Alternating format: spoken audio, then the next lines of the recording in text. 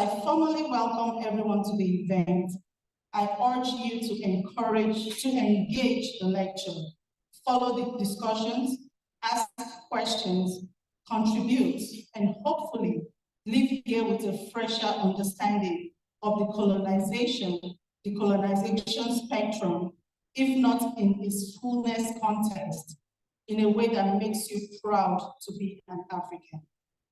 Once again, I welcome everyone, and I wish you a very good evening. Thank you.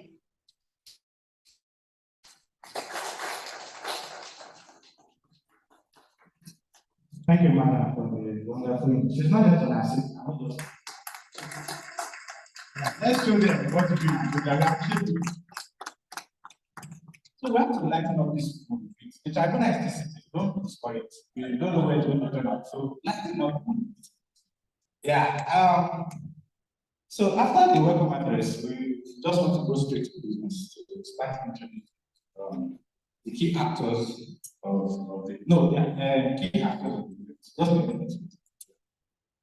So I'll introduce the moderator of the event, who is Professor Osifo. Professor Osifo is from the Department of Classics and Philosophy, University of Cape Coast. His areas of interest are African philosophy, social-political philosophy, and ethics. I'm happy to say that I'm familiar with those things because I also do philosophy.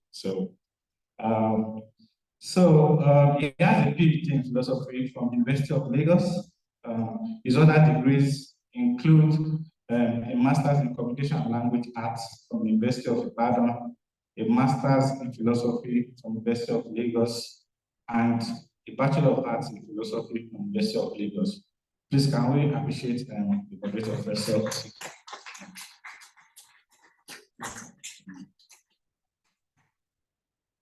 Yes, you're welcome.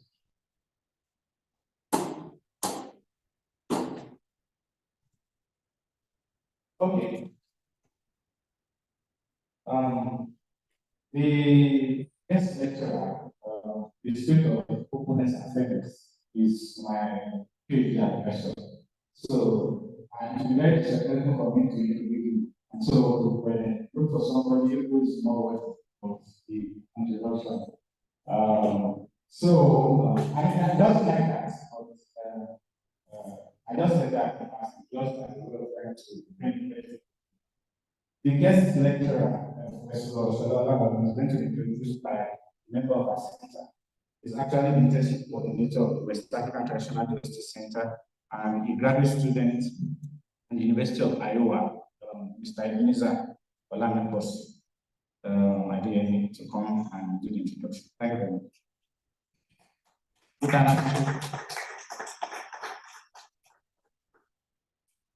Good evening, everybody. Professor Olorunyomi is currently an associate professor at the University of Ibadan here in Nigeria, a father and uncle to countless many. Professor Olorunyomi is a member of the African Literature Association, ALA, Africa Diaspora Fellow, Salzburg Global Seminar, Austria, and was the recipient of the Grant Award of the Prince Claus Fund in the Netherlands. His research and teaching experience spans Africa, Europe, and North America.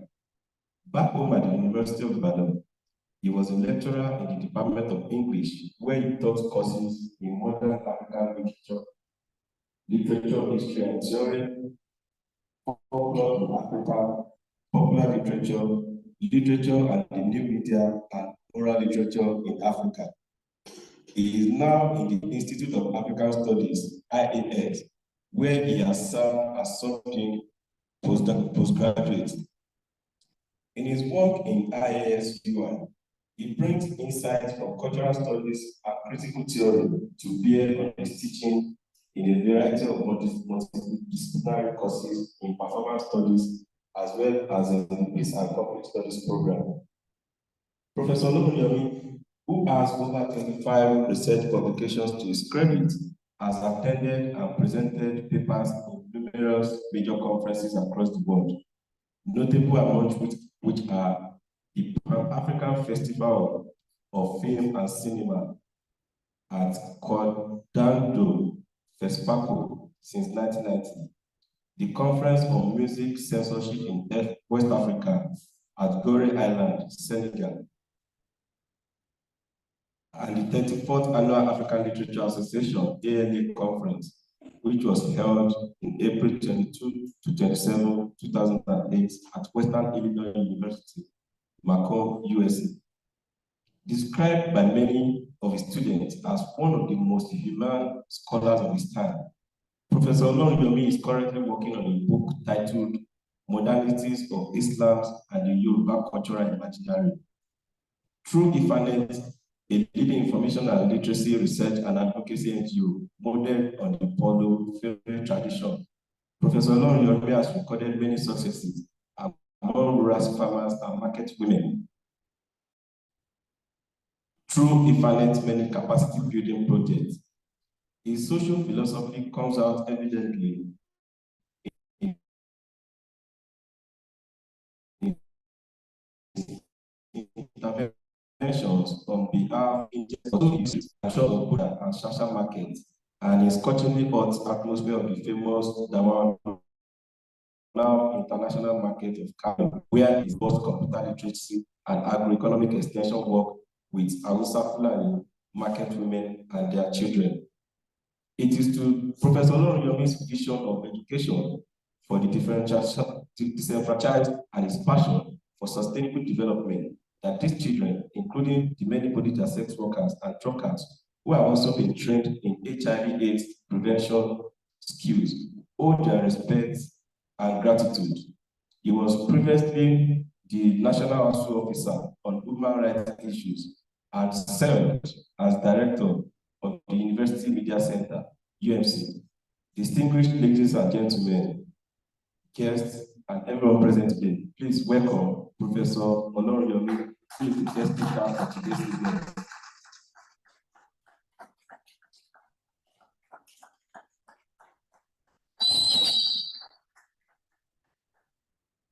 Thank you very much. I'd like to apologize on both the writer and the reader for exaggerating. But it's cool, it's okay. I love it.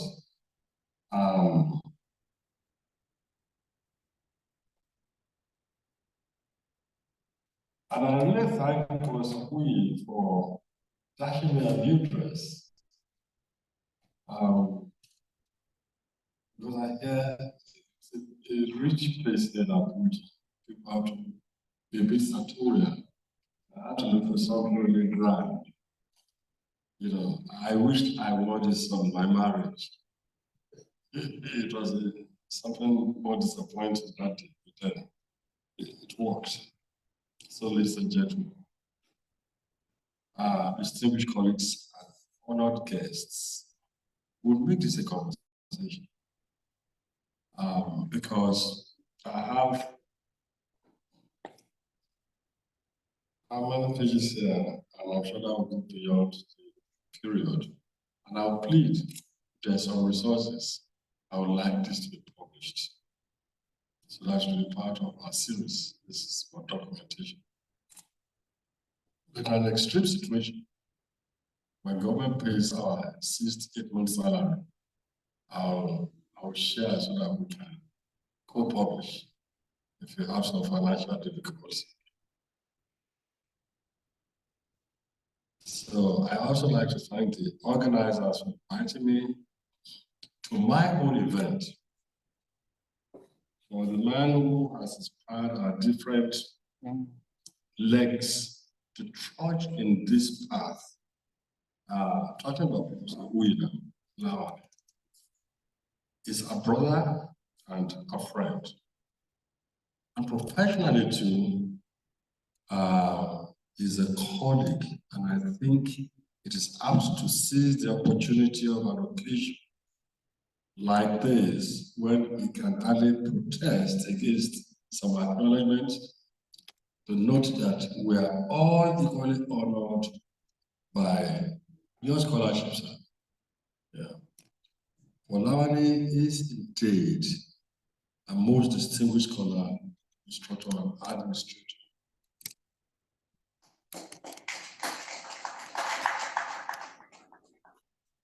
I also actually express appreciation to both the West African Transitional Justice Center, Abuja, and the Lawani Foundation.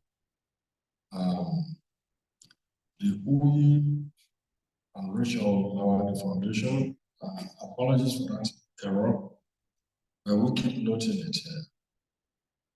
And I'd like to also congratulate us for this new series, which is the Lawani Decolonization series. And it didn't occur to me, you could see that sometimes even acronyms could suggest to you how terrible the effect of colonialism will be. The acronym is LSD. It's a terrible drug. And it wears off too slowly. And as we move from the high table and out there, and I'm sure at some point our moderator, Prof, will be seeing the bigger problem in colonialism is not even the physical brutality. It is framework money that it leaves on all of us, including those of us who are trying to be out and a little more conscious about these problems. So my topic is talking decolonization beyond symbolism. Symbolism, what the topic suggests, is not wrong, but we have to go beyond symbolism. And on this day, Wednesday, September 6th, 2023, at the Catholic Secretariat of Abuja, you are all welcome, whether in person or online.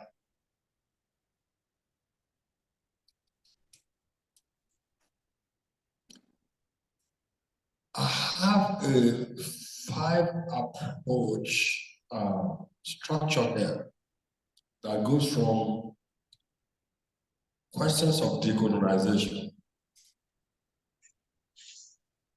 which stresses descriptions, not definitions. Try to make those distinctions that are usually done unnecessary between decolonization and political independence. I suspect the understanding was that we're going to have a lot of younger people. So if this is too basic for you, we'd like to have this. But I would still do something.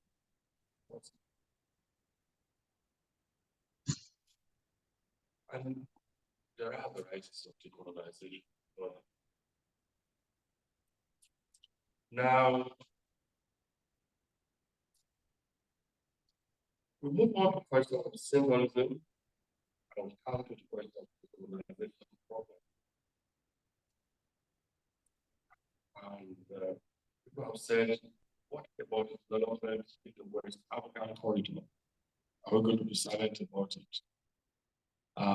That will be part of the conclusion that we spill over to the question and answer session. But let's see what this means in the total application beyond now academic definition and descriptions.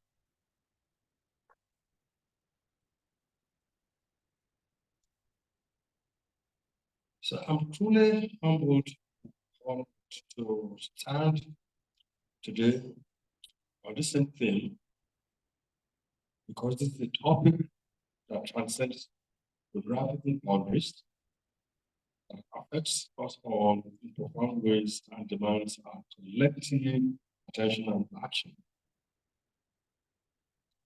Decolonization is not merely a concept, it is also a movement. And a movement is not an organization.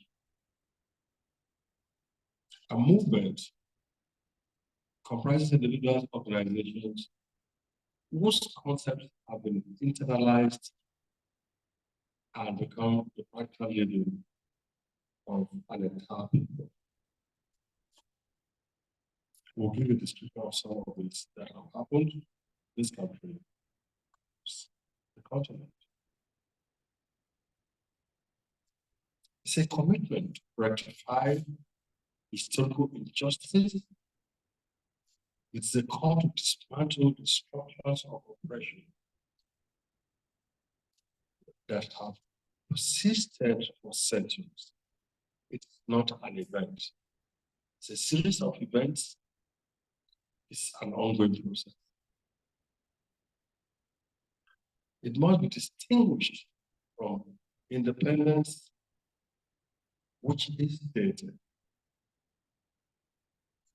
Decolonization is an everyday date, continuous, having each other.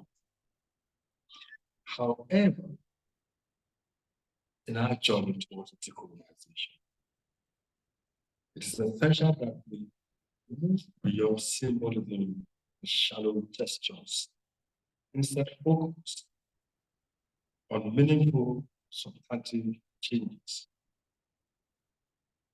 One of the first steps in decolonization beyond symbolism is the acknowledgement that colonialism's impact is deeply rooted and pervasive. Colonization has influenced our educational systems, our legal frameworks, our economics, and cultural narratives. Therefore, decolonization is not confined to a single aspect of society. It is multifaceted. It's a multifaceted endeavor that demands our unwavering commitment.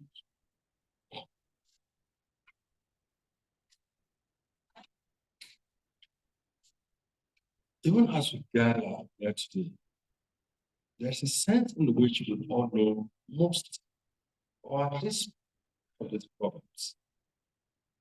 For instance, we know that one of the key elements in moving beyond symbolism is revisiting and reshaping our educational systems. We've been through school, we have had to reflect, and we pondered if A or B, a couple of things could have been done in manners that will be more effective and futuristic.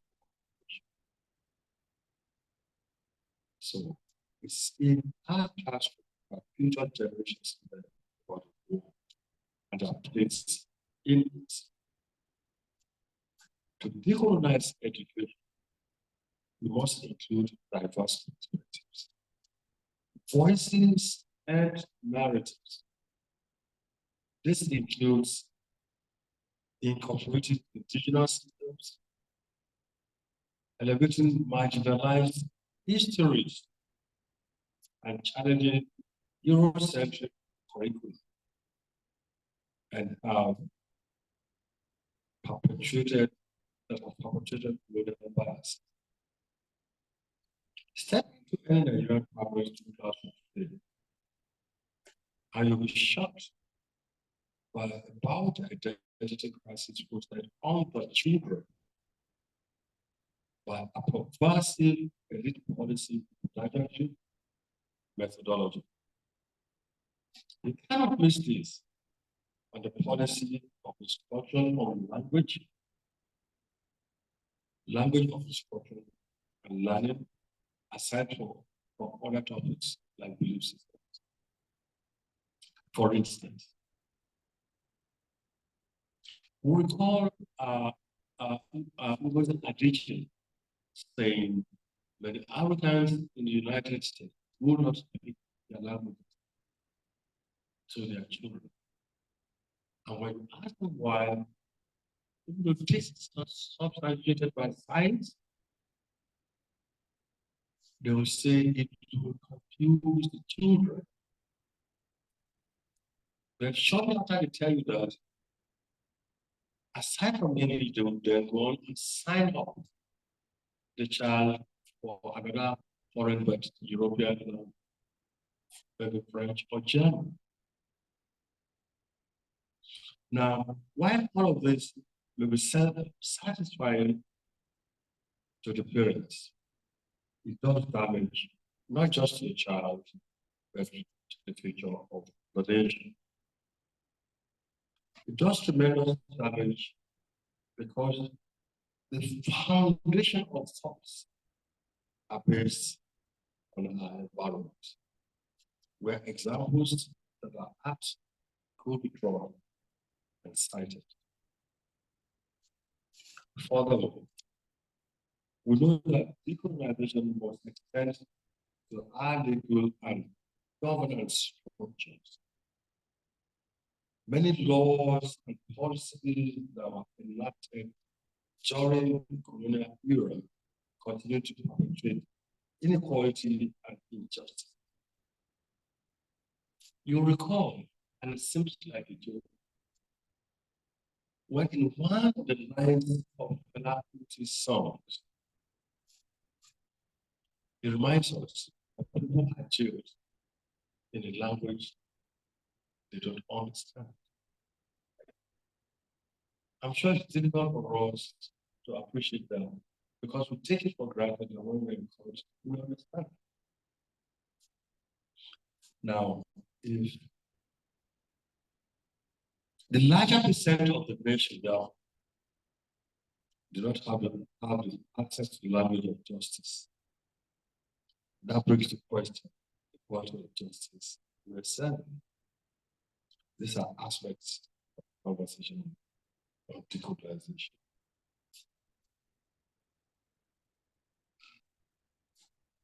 Many laws and policies that were enacted during the colonial period continue to perpetuate inequalities. These inequalities, they will often directly undermine many essences that are also of local value. We must critically examine and reform these systems to ensure equitable access to justice, resources, and opportunities for all. Economic decolonization is not a critical aspect. Indeed, the foundation of all of this. And we'll return to this by the time we get to the West African sub-region, the conclusion of our conversation today. Indigenous communities and often colonized nations are often been exploited for their natural resources. Through economic decolonization of both trade processes, preparations for historical exploitation, and empowering local economies to thrive on their own systems. Economic decolonization involves the transfer of control. However, economic decolonization involves the transfer of control over resources and wealth from the colonizer to the colonized people. Yet, this is not what is happening on this country. And the Francophone opera plate is just a was example. So also judicial decolonization involves dismantling legal systems that were imposed by the colonizers, but bear no meaning to the representation. Cultural decolonization also involves the restoration of indigenous cultures and knowledge systems that were suppressed by the colonizers.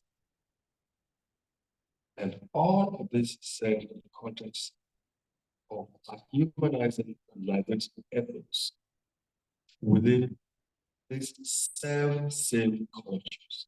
In other words, there is the march of humanity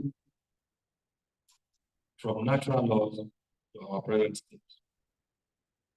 And decolonization would mean the onward journey in that universal path. What colonialism has done is to return us sometimes to that state of nature. So one means that we are not encouraging the reinforcement of that. Beyond the structural changes, we must also address the importance of cultural decolonization. This means identity stereotypes, respecting, and at the same time, critically engaging traditional knowledge, and providing platforms for indigenous and marginalized voices to be heard and celebrated within that kind of critical engagement. However, we must acknowledge that decolonization is not a one-size-fits-all situation. Different regions, different communities, and nations have unique histories and challenges, as we have seen. The character of the tribal colonization is different from the colonization, and both African and different from the East. And in more recent experience of Africa, post-apartheid South Africa, where a lot of the efforts that have been made, at least in the Anglophone side of Africa, since the 60s, are yet to be made.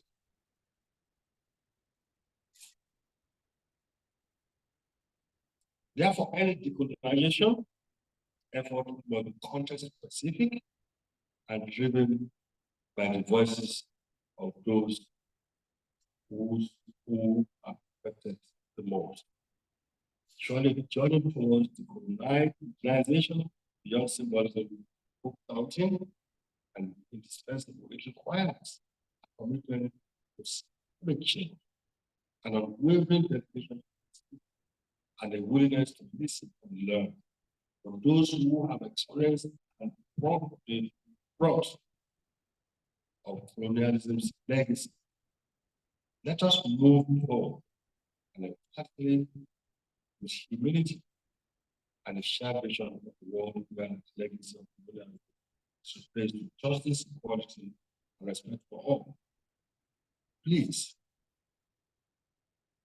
let's remember that decolonization is different from independence. It is the process of undoing efforts of colonization on the colonized.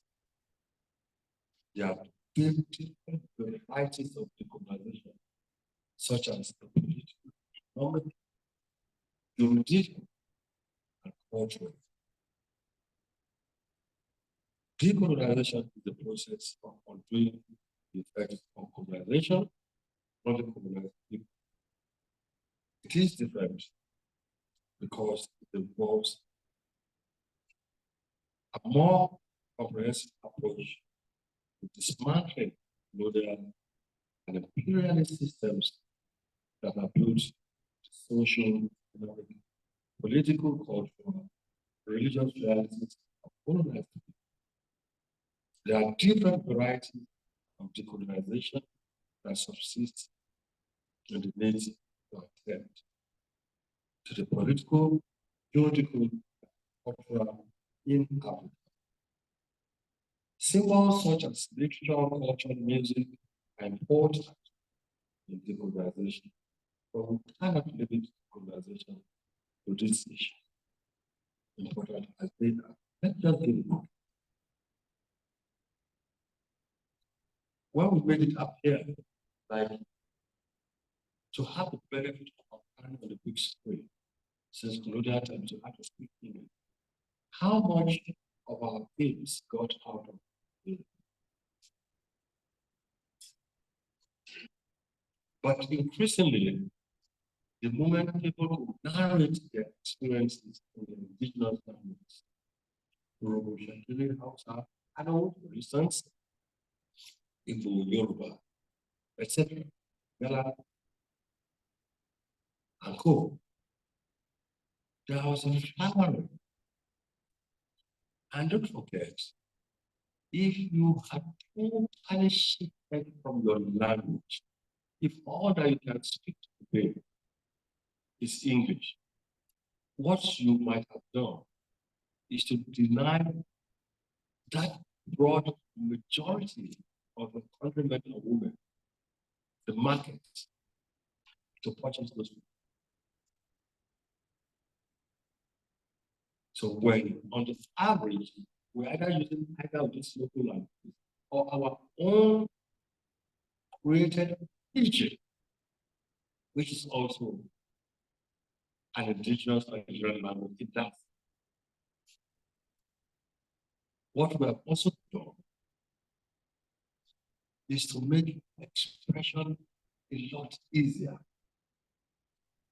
Because there's no way that the idiomatic expression of a different culture will be your own culture.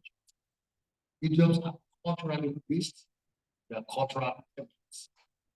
So people are evolving their own idioms and they are using it to sing. If you go any summer, particularly in North America and Europe, in the last 5 years now, that same man who kept talking of decolonization that we would not use, put it here, somehow the younger people involved a new form they call Afrobeats. Maybe not directly as political as music was, but it seemed to be the defining moment for youth entertainment globally.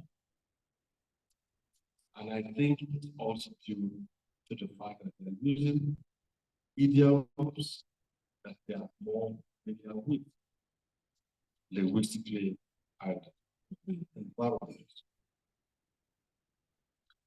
Now, consequent upon the crisis of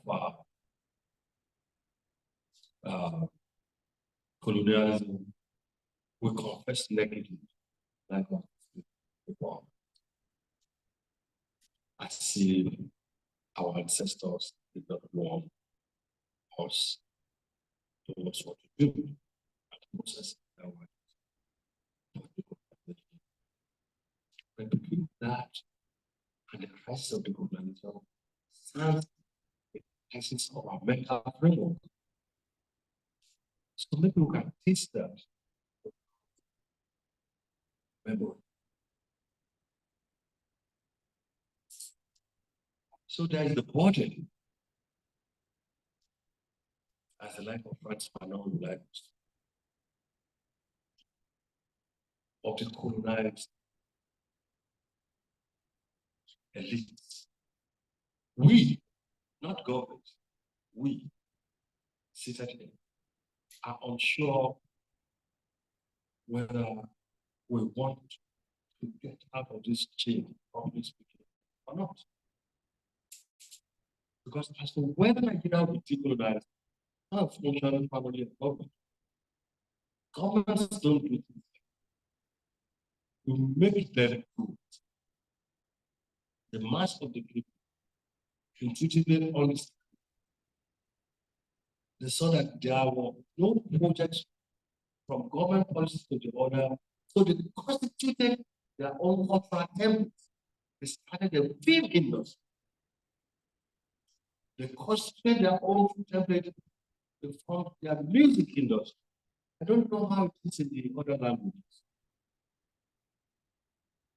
They usually would start, and the elite would write them, they would laugh and jeer.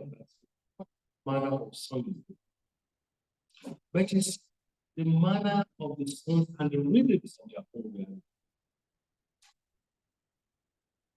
So the mind, and they are more adept.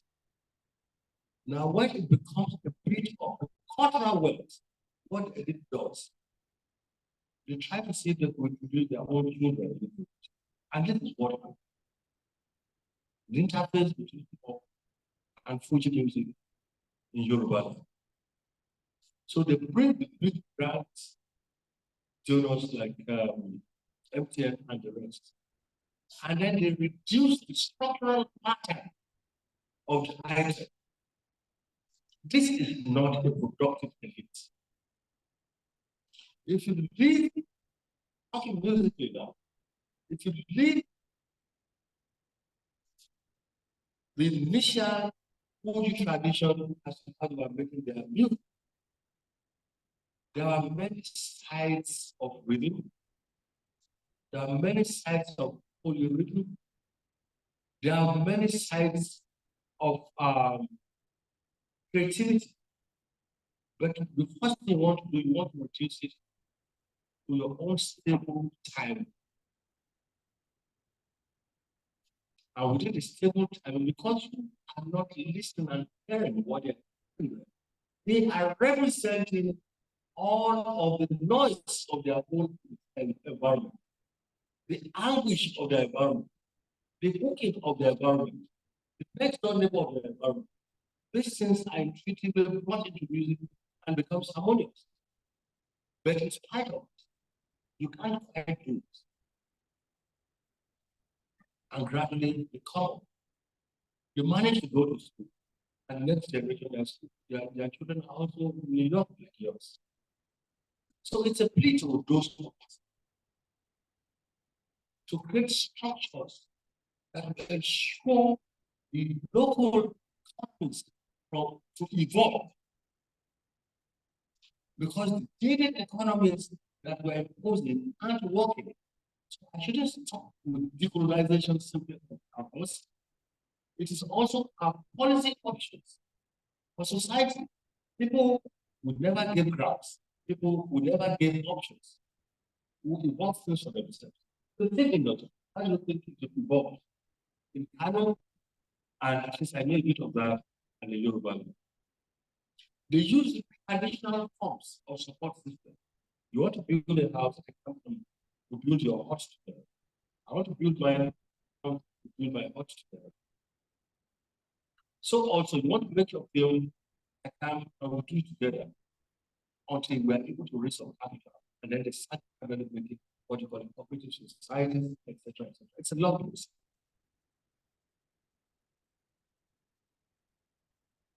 Where is government in all of this? Now, you say you're not involving yourself, you want less government, more private sector. Where is the private sector in all of this? So what we are suggesting that this project called Nigeria, the West African project, is increasingly seeming like elite manipulating the people for the continuity of colonial projects. And that is why decolonization cannot be one day effect. The Lawani decolonization series will just be one single way to excite us and make us reflect on the dimension, because we need foundational changes. I've talked about that together. Of course, different types of spirituality expressed. But because I know that now we also went to, I think, was it the military school there? Sure. There will be some of his colleagues there. Please, we are privileged to have some of us in the very sector. Part of the project of decolonization is also for us to respect the Constitution. And not to guarantee the legality of individual political parties and leaders of parties in Africa again.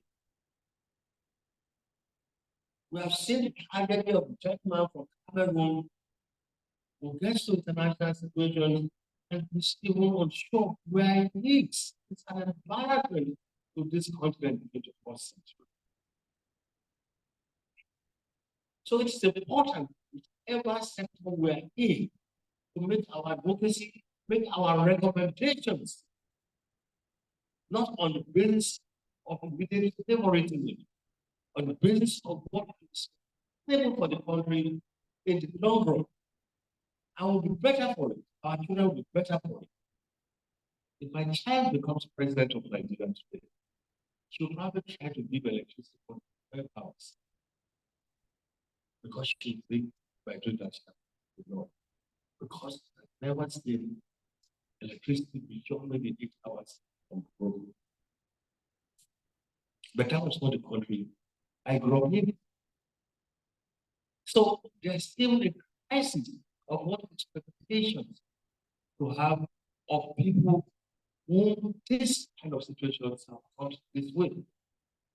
So the question of decolonization is not a simple thing. You've heard about 80, you've heard about the rest of them, the West.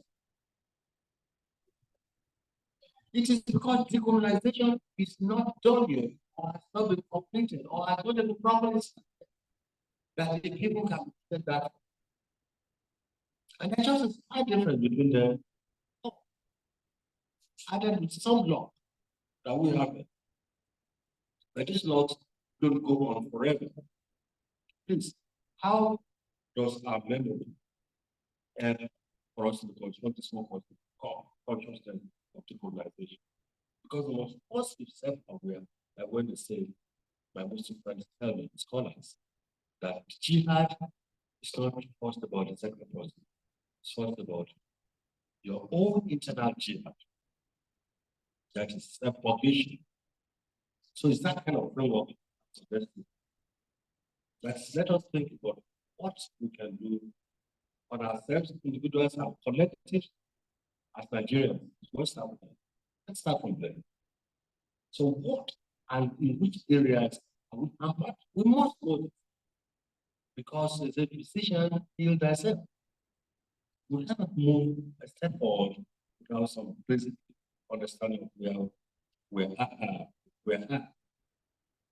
Now, I talk about the body of memory and decolonization, and I want to start with a short anecdote.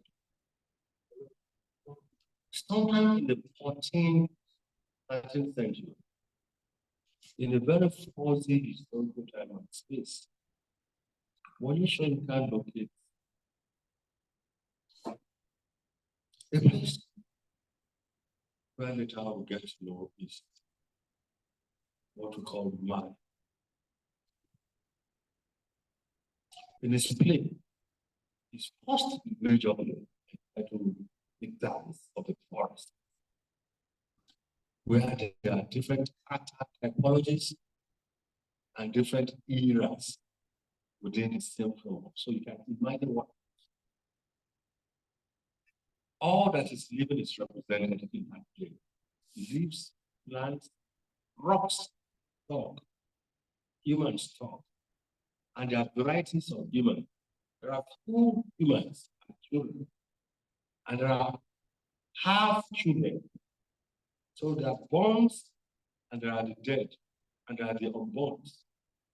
And from one scene to the other, we find the life of the living moving to the life of the dead and to the life of the unborn.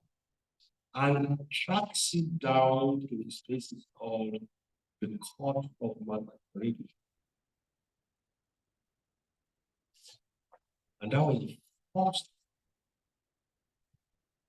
books, enough in fiction, where I read about transitional justice, questions of memory, and questions of decolonization. Right in the court of Margaret, ancient African leaders were summoned to account for their stewardship. Masakaka Musa, all the victims, and so the camp, they make account of the summary of this quite exciting and intricate web of narrative reveals that we haven't found enough of our resources in West Africa. And any economic historian will tell you this, that a lot has been wasted on account of, the policies that, leaders have implemented. And indeed, the famous University of Timbuktu started declining after the foreign exchange of the, I'm sorry, what did you say, the public, of the entire of money at that point was tracked on all the pilgrimages that went from that unfortunate pilgrimage. The number of people it took on pilgrimage, the depression of the gold in Egypt, and it was going by coming back and the rest of that. And what made Timbuktu was not just the name of the town, it was also the fact that you could pay people across from Spain to come, who came from and left from Africa to go to Spain and teach. Because the way of knowledge has always been interactive, has always been transnational, has always been mobility. That's the way of knowledge. So what really has changed between there and the policy of our inability to understand that our scholars will require to make exchanges? What really has changed that has made us turn scholars into enemies? And I'd like to warn all of us. The big battles that ASHO has been doing may no longer be something you will see, because the generation is coming very sad. Very sad. So rather than training its children in the processing and the constitution, they are training them in terms of self-serving governments and politicizing. They will become lecturers who will leave, and they will see the crash of Nigeria. Whether it's this patriotic bodies, I say, don't let this go on down. Don't let these things go on. Do you know not informing? But one way or the other, you know that during that class, at least there are very few companies where they didn't use people. Anybody above 40, know that at sometimes it gets to over 25 was on campus.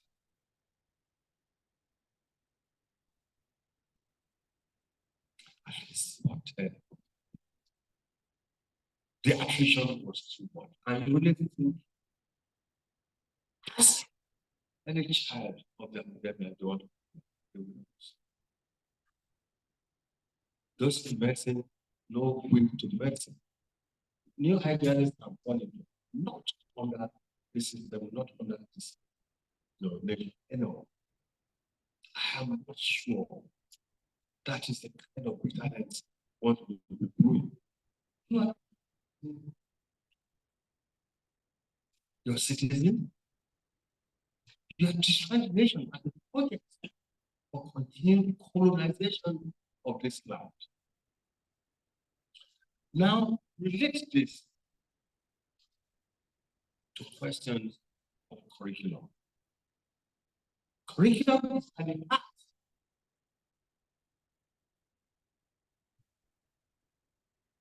of colonization, because colonization, we said, is not one event, and decolonization cannot be just one event. I've told you that research has shown the possibility that you can teach a child in more than one language, and the language of the environment is the best. I've never seen a nation like this where it's elite, including some of us that the first thing they will say is to be difficult. What manner of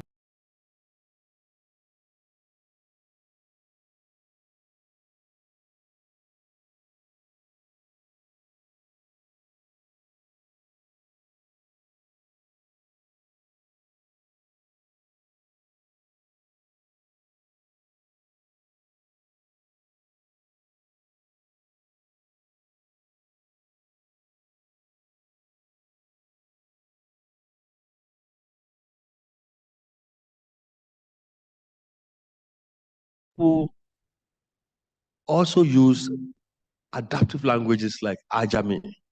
Now, maybe for those of us not too familiar, Ajami is when you use Arabic for any other language but Arabic. Okay? Just like using Roman script to write any other language, including English. So the Arabs consider it Ajami. I mean, it's not Arabic, sort of. Maybe inferior or whatever, or the other, whatever the way it's cast. There are people who write there, and you still say people are illiterate in this country. What have we done? Am I just talking? Let me just demonstrate a bit.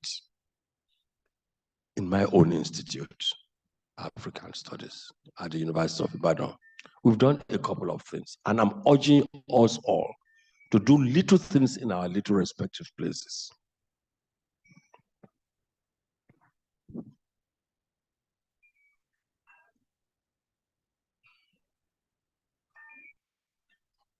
I need somebody to take the distraction away. Sorry. I don't know how to put it off. It's a gift. You know, I know it's the best is not to smash it. You know, no, I don't need the call. Just keep it. Yes. Thanks. So, what have we done? We looked into the curriculum, and we suddenly found out the areas of literacies on the continent. We found out that there have been conversations among African peoples. There have been conversations, diplomatic, literary, and philosophical, over 1,000 years, written and documented.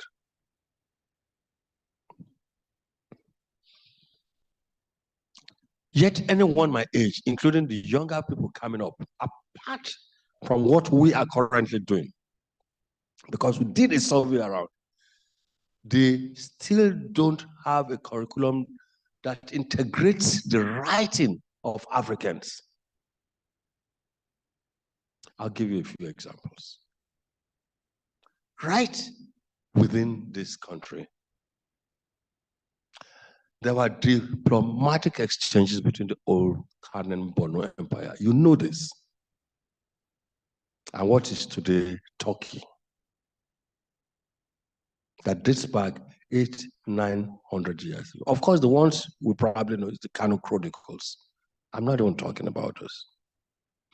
We do know that there are 3 areas of major institutions of higher learning in this country, on this continent. Aside from Fez, Timbuktu, and the Mauritius in Senegal, there are many sites in places like Kano, Benin, the Nsibiri people in the south, and of course the narrative, codes that are being used among the Ifa people in Yoruba land. And apart from that, any new form of literacy that came, they embraced it. Let me give you an example how they embraced the first entry of Islam to Yoruba land. Far, far, far beyond anything 1804 or a jihad. It was from Mali. It came with the traders, it came with the priests. mutually respecting interactivity, such that the name for Islam in Yoruba is called Imale. That is the knowledge from Malay. Well, in English, we call it Malay. You know, Malayans call, local people call themselves Malay, you know. Yeah, Malay people. So it is framed within the context of a knowledge system. And they just thought, well, this is an extension of their own discourse also on Ifa. Until this opening up, many of us did not know that even within the traditional systems, there was already an algorithmic system. When you hear the Yoruba Ifa, for instance, you are thinking of Nollywood. That's one of the greatest damage. And that's one of the things we have to do. Because when you look at Nollywood, you find it very strange, sometimes counterproductive, but which we also need to upgrade. A Babalao, the name in Yoruba, is the father of knowledge. You can actually go to a Babalao any day, he's probably playing a draft outside his house. The regular uncles you find around, you go inside, and then you go on Nollywood, you find people with all these things on their faces, and I'm still looking for those in Yoruba land. I can't find them. I said, what is this? A defeated people are made to start reasoning that way. Your ancestors were not a terrible people. For those of us also who may not be Muslims, who, because the current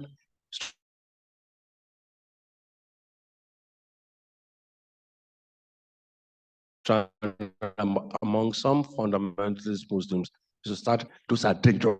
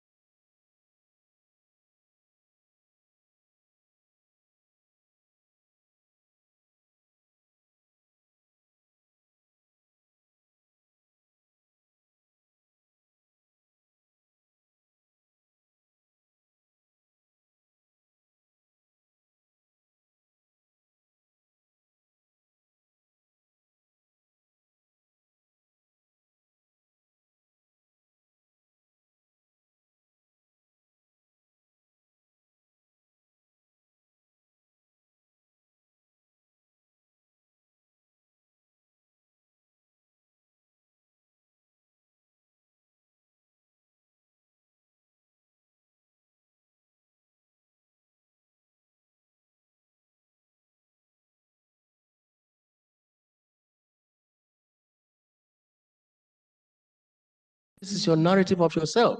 You do not deserve to be on this planet. So we got to affirm ourselves. If you cannot be Christian and say, I do not support slavery, or Muslim and say, I do not support slavery, then your religion becomes questionable. The day I hear some Iseshe people making claims about the right to kill someone and the rest, that will be the last day. I will say, well, government, these people also don't deserve to practice. So there's a spiritual decolonization that we also need. Because the liberating aspect of decolonization, you know what they did. Of course, they removed the liberating part of the Bible, Exodus, they removed it.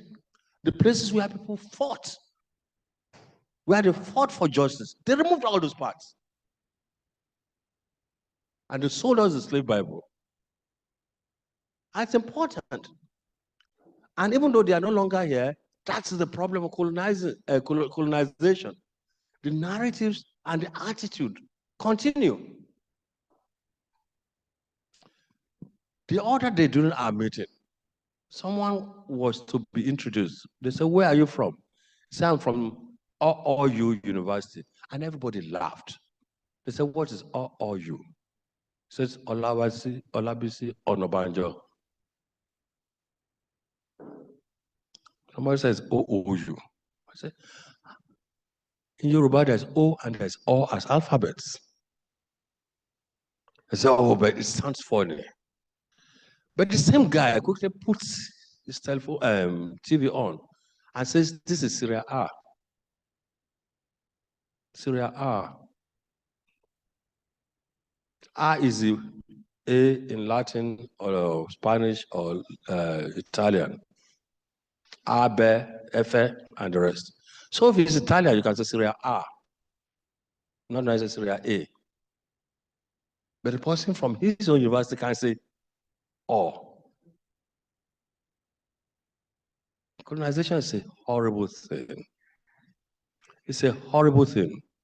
You change the perspective of beauty. You don't even understand. Mere bones become sometimes your pleasure, not the corpulence of a woman. What really happened to you? And then you do that, and then at point of marriage, you are afraid to marry them because you don't even know sometimes how to introduce them to family. Because the image of the African woman has been destroyed through the magazines over the period. I can see how terrible it was. I also did a shampoo as a kid. I wanted to, look a particular way, but it didn't work. I never achieved handsomeness. Those things just burnt my hair and all that, and so I gave up. I mean, somewhere along the line, somebody got married to me. It can't be that terrible. It can't be that terrible. I've seen heads of state who are married, and I can swear I'm more handsome. It's not necessary to mention names. So these are the issues. So please, we need a reminder on these memories. So as we come towards our conclusion, please.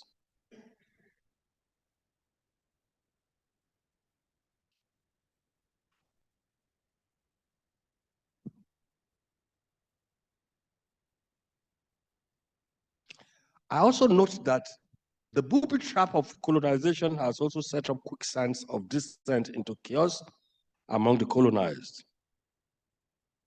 And this is particularly true of nations that have gone through waves of humanitarian crisis. I've gone through military rule, juntas, and non-state actors. We are going through this because they seem to set a context that makes it difficult for you not to go into war shortly after the leave. I'm not aware in Africa of any British colony that was not, former British colony that was not at war maximum 5 to 10 years after independence. I'm still trying to count.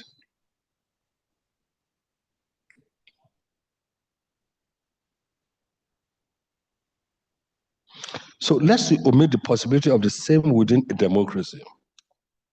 We should be reminded that the dislodgement of a people's sense of self or well-being that colonialism does will also in a democracy be thus categorized. The rights as a humanitarian crisis of a similar flavor that entrenches or promotes abuse may also be observed in a democratic state.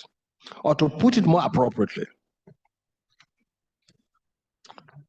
the state may claim the practice of democracy whilst perpetuating the rule of colonialism. Here is a simple example of apartheid South Africa. Please, just briefly on South Africa. You know, unlike the Francophone, Anglophone, if I take my university, for instance, not because I think it's extraordinary, it's good, they're working hard and they're making their strides and making efforts, but because of the historical advantage of being Nigeria's first colonial university.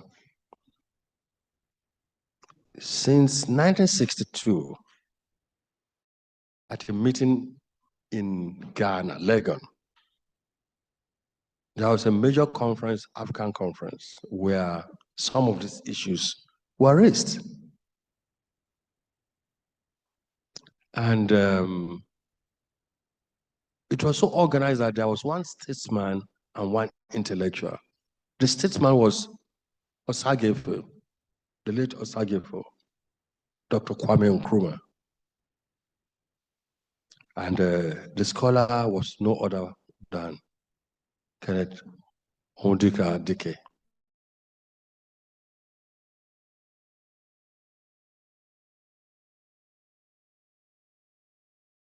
They formed and prioritized the need for us to start injecting all of these things that we are talking about.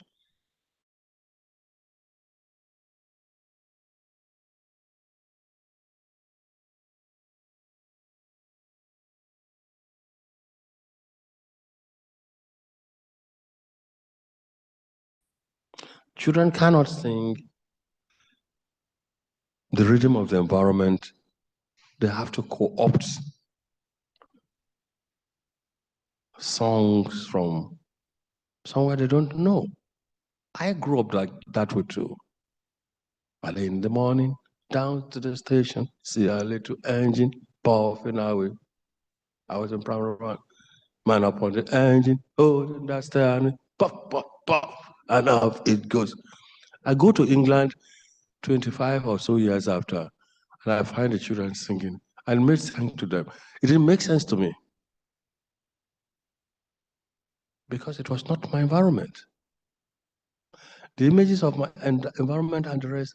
So Nkrumah, Ngugi wa Thiong'o, about that same period in 1963, had called attention to the question of decolonizing. He used those words. Nigerian scholars also, when they moved to Kampala, they've done that. Now, South Africans never had this benefit. You have read Chinua Achebe's Things Fall Apart. You have read Arrow of God and the rest. South Africans were denied all of this. So for us to know the enormity of what is happening. So as it is going, you find a situation where their own notion of where we are now is totally different. So you also have a duty to assist with the kinds of curriculum that we even think we need to transform from and move into something a lot more progressive. But the difference between us and South Africa, I must say, is that the scholars there have seen the enormity of the situation and are taking the issues headlong, ready to decolonize, ready to transform. I can assure you, most of the colonial structures you find in Nigeria, if you attempt that this building should come down, how many Nigerians would struggle There'll be a battle very soon. The major hall in my university is called Trenchard. Trenchard Hall. The resistance against colonialism in Eastern Nigeria, it was fierce battle. I'm not talking of the Iva Valley massacre, where many of our workers and women and mothers were killed over the occupation of Eastern Nigeria. It was this same man, he was a pilot, who flew the plane that kept bombarding. It is not in your history books. When we say things like this, are we saying we are encouraging for people to raise hatred? No, this is not what it leads to. It is just wisdom and alertness. People who have done this much to you have this information, and you to whom it's been done do not have this information. It is dangerous for your own existence on this planet. So this is an example of what happened to the Rhodes institutions in South Africa, and just making a quick comparison as to what we might envisage in the coming days in Nigeria. Quickly, let's round off with our own sub-region. Don't let me read it, because the conversation should start now. We are very familiar with this. West Africa. I'm glad to say that one of the greatest joy I have in life, that I'm a very, very West African boy. I'm a very, very West African boy. But it's difficult to become a West African boy anymore now. Because then, 11 p.m., I could leave Nigeria, get to Ilela, right? And start moving towards Niamey. I could start moving in that direction and all that, till I'll get the second day to Arcades. Or is it Mali?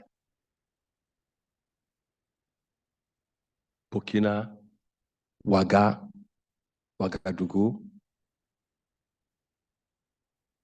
You move from Bamako, you move, just follow the river, you get to Mopti. If you like, veer off, go to the Bandegara Hills. Great civilizations. You keep moving on Sinkasso and the rest to get to Timbuktu. There are exchanges of letters between the University of Timbuktu and the old Oyo Empire. Are we aware of all of this? These are not things I have documentation. And let me instruct, none of this through funds by the federal government of my country. I'm really sorry to say this. Some people have gotten funding, no doubt. But compared to what we have to do, and when funds come, our sense of priority of what to do, if people who are not conscious, even if you take them and become the best of scientists, they will not think nationally. They will not think in terms of their people.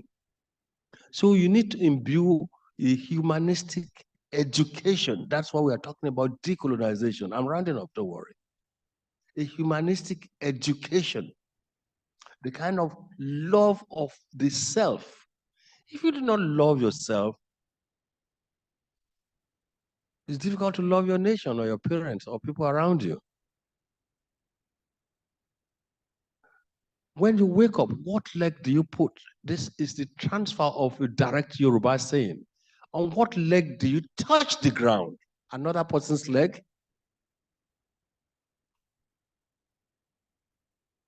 So, ladies and gentlemen, the whole business of decolonization is the business of us getting, first and foremost,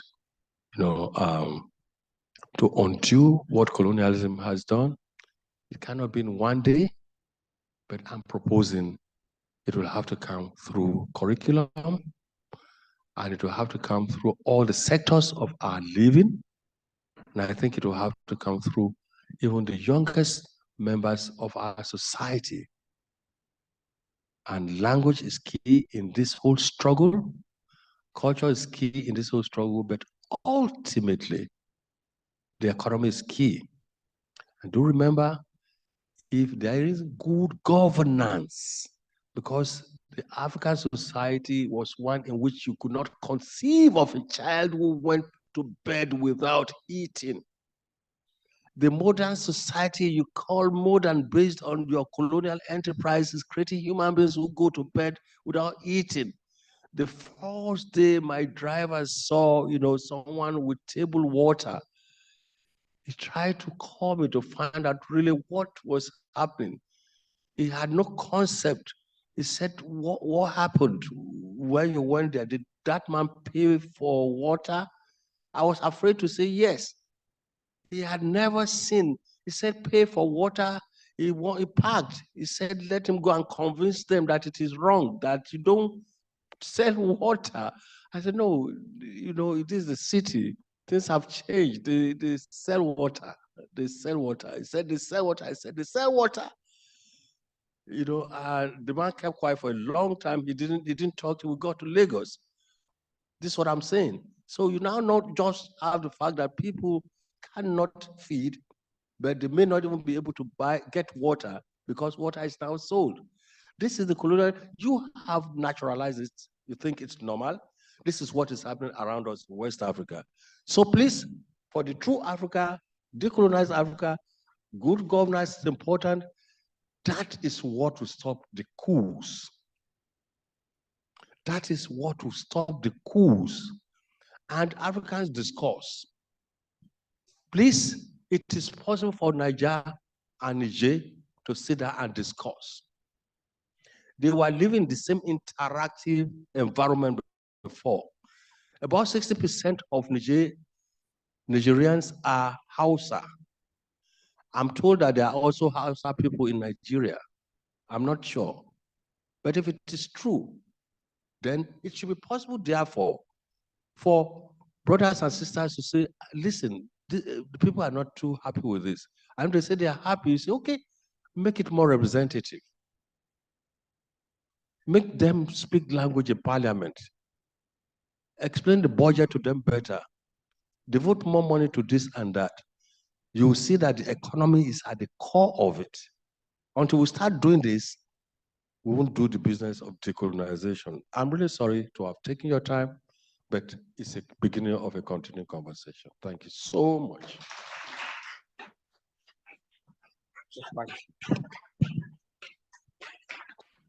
Thank you very much, sir, Professor Olorunyomi. You can just make a U-turn. Yes, sir. Yeah.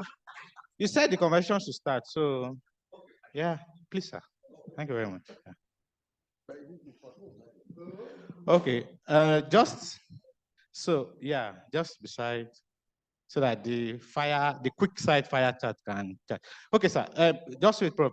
Because there's still some seats, we just like to have some people join you to also, and so we'll invite the co-convener of the Rachel Lawani Foundation, Mrs. Rachel Lawani, to join them. And please appreciate her. And also our guy, we call him Oga James, Mr. James Garden. Please, can you join them on the podium? We need to hear from you, sir. I know I've been seeing your reactions, and I know that you cannot. Okay. Okay, so because our time is fast spent, I'll just avoid summarizing but if you allow me to just make a statement, sir, just on just a format while you discuss with him.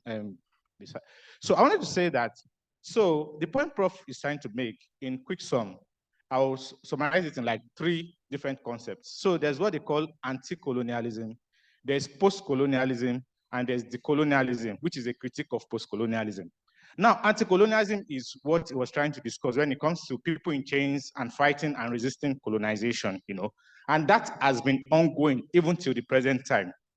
Now, part of that anti-colonialism as a process itself is post-colonialism, which is an attempt to, well, some critics say use colonialism as a defining era of us as a nation. So we are not moving beyond that colonial aspect. That's why we cannot speak in any other language apart from English. And these are the kinds of points. So if I start speaking another language now, we may, and one confusing aspect of that for me, I'm not trying to attempt a lecture, is that my saddest moment in life was find myself in Benin Republic as a Yoruba person, and a German white lady was more comfortable communicating between myself and a Beninois than I could communicate with the Beninois, who is supposed to be part of the old Oyo Empire. And these are the kind of points that we're trying to make even along the West African corridor. Our language is very fundamental. So the decolonization is now a new wave that comes to say that we have to go beyond that post-colonial state to look for ourselves, look for the genuine identity of Africans to be able to chart a way forward to development. In sum, that is how I can explain this context of the decolonization. So I'll hand over to the moderator to, start the conversation. Yeah, yes, so that we can bring them in. Okay. Yeah, they won't get your point. For the virtual participants, yeah.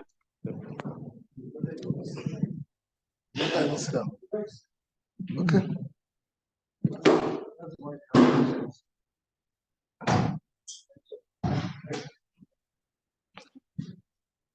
Good evening, Prof. People on the I table or on the I chair, our organizers, the participants. Pardon me, I'm so used to lecturing without mic. So I wanted to talk without using mic. Now, to moderate the occasion, I'm not giving another lecture. We've had enough lecture.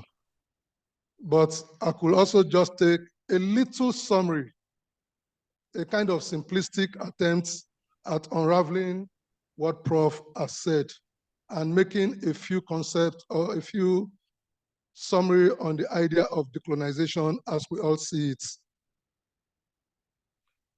We started having a conversation today among my friends when we looked at the courtroom, and we are amazed that this age and time, with our weather, we still find ourselves wearing some funny looking dresses because it's part of our colonial legacy. And we wonder, why can't we allow people to come to court as normal human beings without necessarily looking like masquerades? In today's lecture,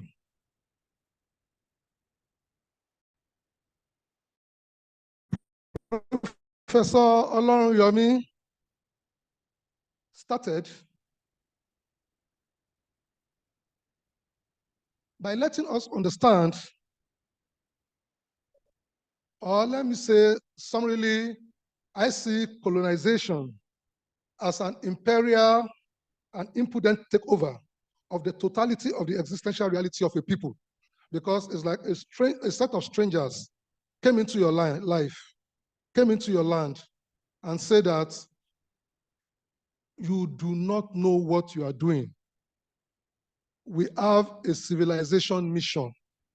We need to civilize the uncivilized people of Africa. So let's come and teach them how to do things. So with that superiority mindset, they took over our lands. They arrested some of our chiefs that were resistant. And they took human beings as slaves to their society, eventually to be a part of developmental projects in the West. When we talk of decolonization, we simplistically, we say that it is like taking back what the colonial interlopers have taken from us. They have stolen from us. How do we take back these things that have been taken from us? So we could examine decolonization from diverse perspectives. Because of my philosophical orientation, When I talk of epistemologically, metaphysically, and ethically, it covers the whole spectrum of decolonization exercise. Because epistemology, we are talking of knowledge base. Ethical, we are talking of values. When we talk of metaphysical, we are talking of belief systems, ideas, things that we cannot see easily, that moves into the spiritual realm, but goes beyond the physical. And this is very important to the African. When we look at the African condition, the colonization experience has put us in a stage or at a level of what Ali Mazrui called the triple heritage. So we are now a set of confused human beings. Why are we confused? We are Christians, we are African traditional practitioners. At the same time, we are also Muslims. In the mirage of these various interplaying religious mindsets, many of us are confused. Even when we are faced with concrete situations that hit at our religious indoctrination or beliefs or understanding, we fight back. There's a narrative I give to my students. There was a time I was reading some part of the Bible, the book of Revelations, and they were talking of the part of heaven laden with gold. And in my mind, I was like, what is the relevance of gold with a spiritual entity, with a spiritual realm? Heaven is spiritual. Why do we need to talk of gold? At that point, I quickly did, hey, help me, Lord. I could not confront the reality of the understanding I was getting that there are misconceptions within the biblical narratives and what my knowledge was presenting to me. There was a conflict. And that is what colonization has done to many of us. We have been so colonized that it now affects our brain.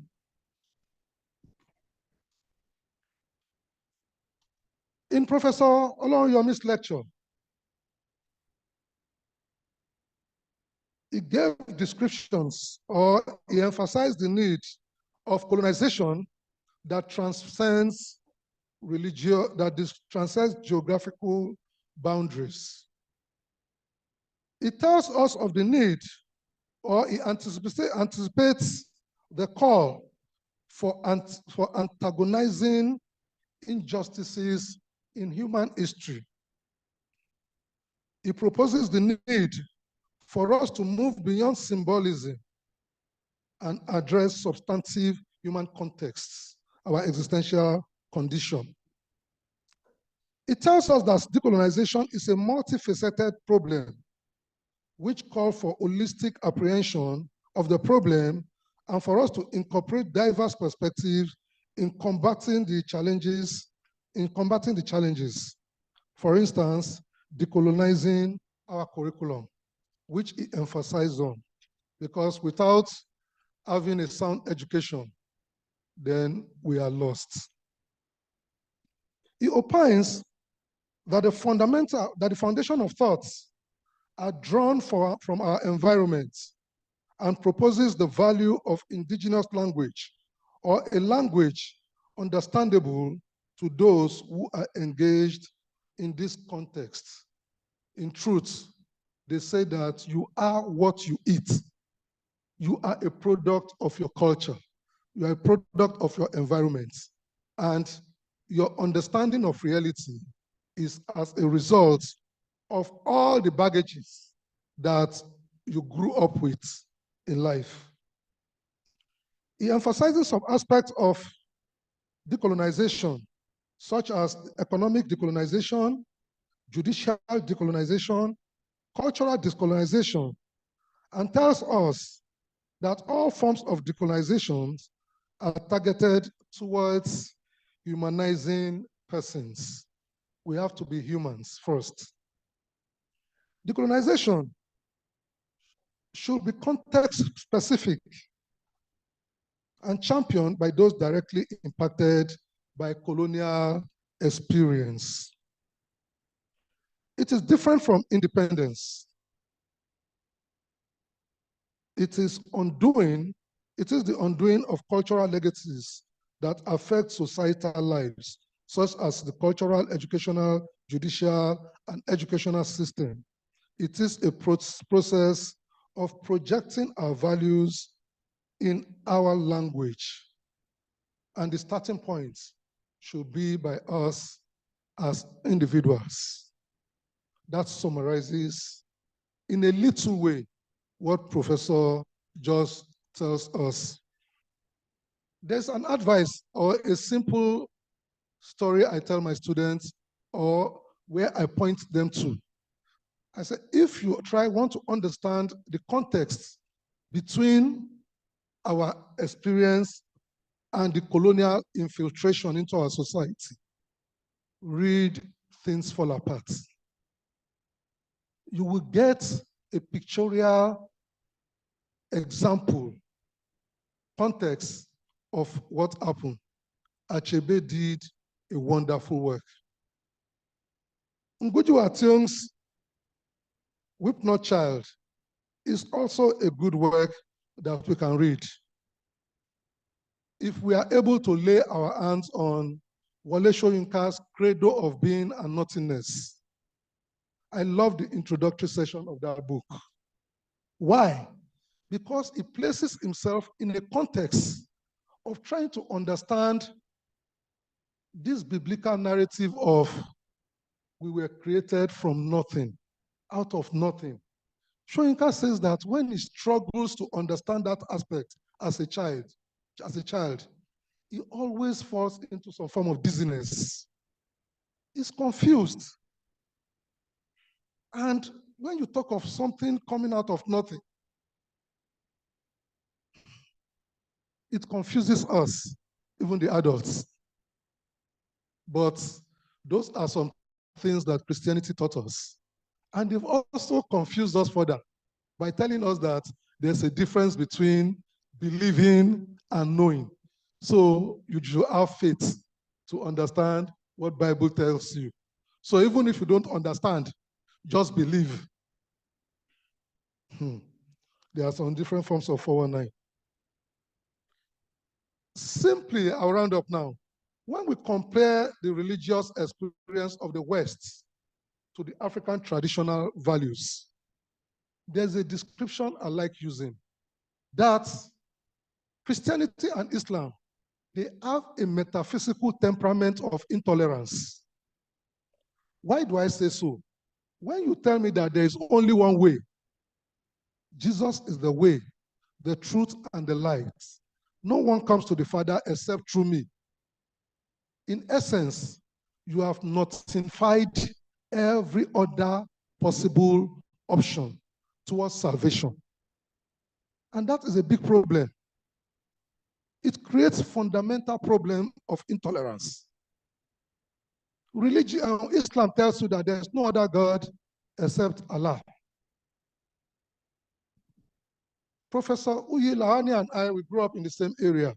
When we were kids, there's what they call, I don't know what they call it in this part of the country, Sarah, where they put food in a plate, in bowl or tray. They call all of us to come and eat. We eat with the child. All of us are happy. We go back to our houses. We go to the neighbor's house to watch television from the window because probably only one person has it in the house. And we lived as a community, not as individuals. We survived. In truth, the whole concept of decolonization has to start from our understanding of a better educational value taught in our systems. And I also support the fact that there is nothing too difficult in teaching in our local languages. It may be difficult, but it is possible. When you say that there is only one way to understanding, it is problematic. In fact, Friedrich Nietzsche will tell you in Thus Spoke Zarathustra, there is nothing like the way. It is my way. So it is only a way of trying to superimpose that mindset on us to follow. And that intellectual problem, that mindset of superiority that the whites believe they have on us will not change except we start changing the narratives. When we start telling the stories from our own perspective, when we start understanding that it is difficult for Mungo Park to discover River Niger when people actually lived around the Niger River. Thank you very much. So it will now be time for questions and answer. So we'll take questions and Prof will. Okay, we'll have a discussion. Okay, good. So Prof has changed the dynamics that he prefers, is the chairman of the occasion, that we should have a conversation rather than questions and answers. So we can start the conversation from our various discussions. Thank you very much. Okay, thank you very much, Prof, for your wonderful intervention. So I think what we'll do is to signify by raising up our hands if you have something to say. Now, so what we mean by discussion is that it must not be a question. If you have something to tell us and inform us on how we can better live as Nigerians, Africans, as humans, then you could signify and just share with us. And quickly. And so also be conscious that we are not inviting you to deliver another lecture, but also to just summarily tell us what you want. Okay. All right, sir. But you can raise up your hand so we'll know where to go next. Yeah, thank you very much. My name is Joe Kiagba. I'm essentially an architect. And listening to academicians talk, and I wish to be one,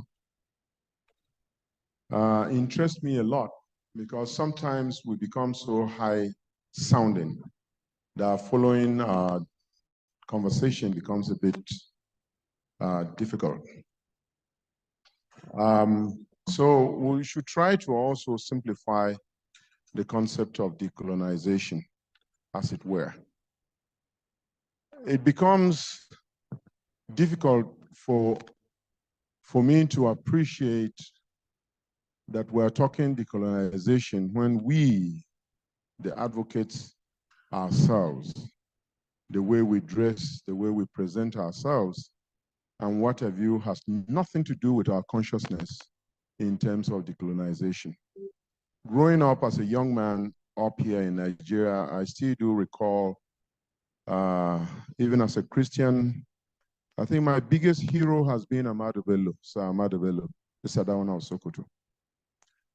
He came in at a time when his brothers, the Hausas, the Fulanis, and all of them, were more British than the British at that time. And so he started by ridiculing the way Prof and I are dressed, the concept of putting a belt, you know, around your waist as a man. And he called it Nzonzoro.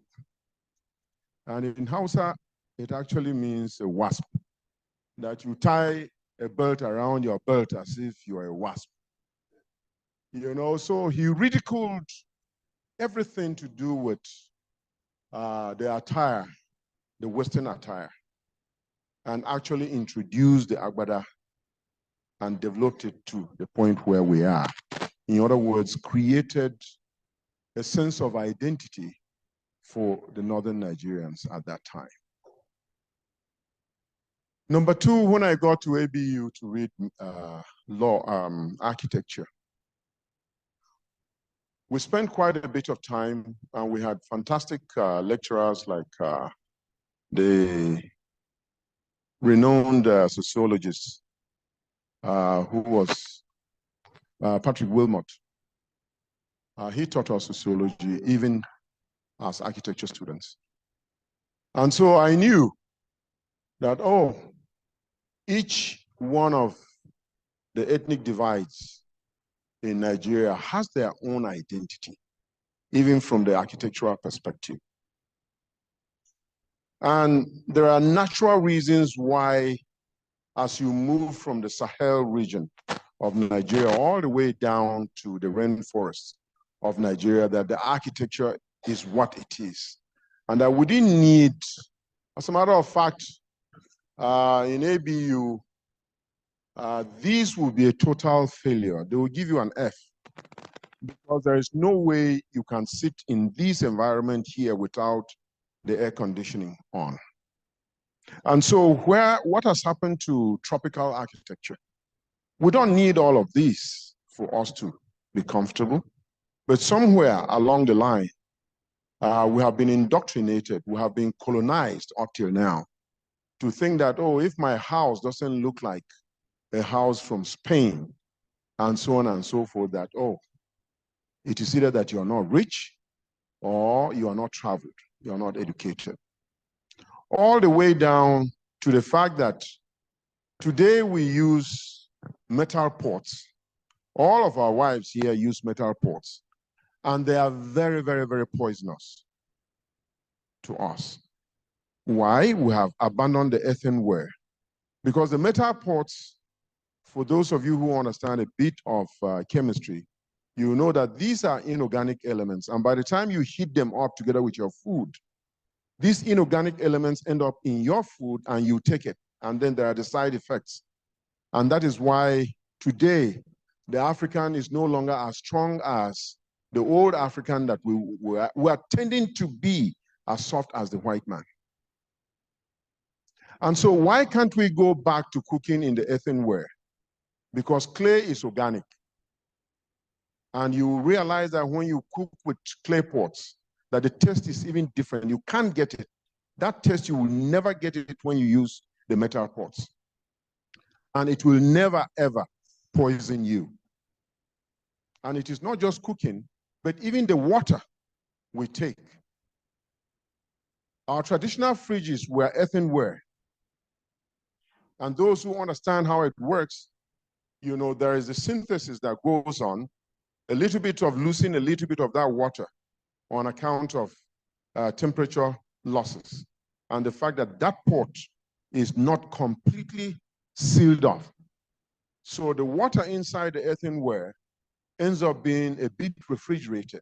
It's very, very cool, but not ice cold, because the ice cold water is not even good for our own bodies. And that water is alkalinized. It's alkaline water. And so it is a lot better for us. It is healthier for us. That is what the medical people will tell you. Now, getting into the issue of Western medicine that you and I swallow, that if you put a Chinese a gun to the head, they will never take any, not one pill from Western medicine. Why?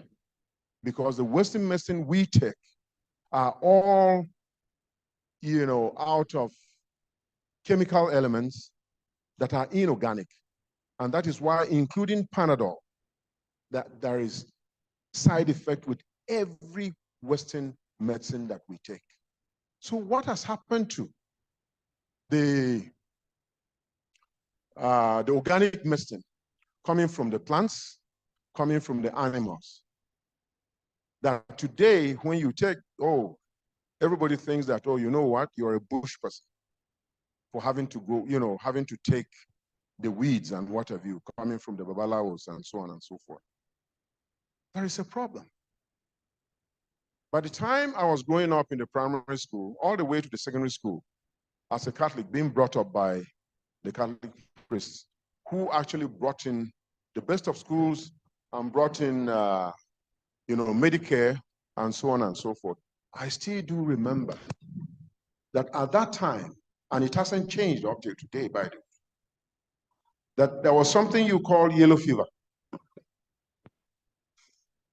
And that if you were down with yellow fever, and unfortunately you were taken to the hospital and given injection, you must die. The only way yellow fever could be taken care of was using the vegetables, the leaves. What has happened?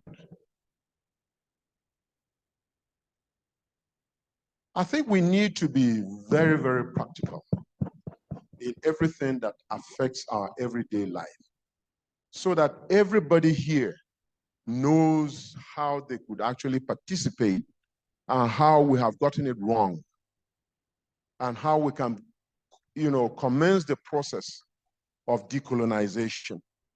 So it becomes a more simplified thing that is appreciated by anybody here. We don't really need to be academicians to appreciate the serious issue that is being addressed right now, introduced by Uyi and Rachel Lawani. These are fantastic, a fantastic couple. I'm very, very proud of you, Professor Uyi, because this is where the Asians and the Arabs beat us to it. They are smart enough to know that they are who they are.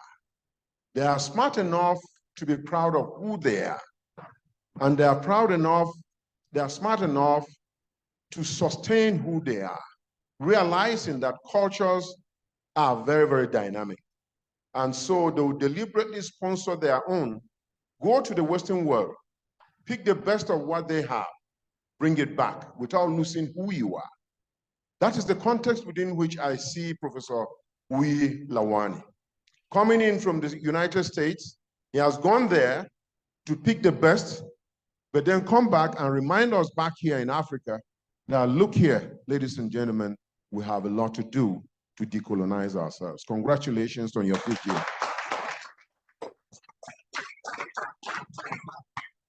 Yeah, you won't have that privilege. At all. Mine will be very short. But let me start by congratulating the convener, the Uyi and Rachel Foundation, for this wonderful initiative. And also to thank my teacher, yes, Professor Olorunyomi. He taught me at the University of Ibadan, the Institute of African Study program. And totally very interesting.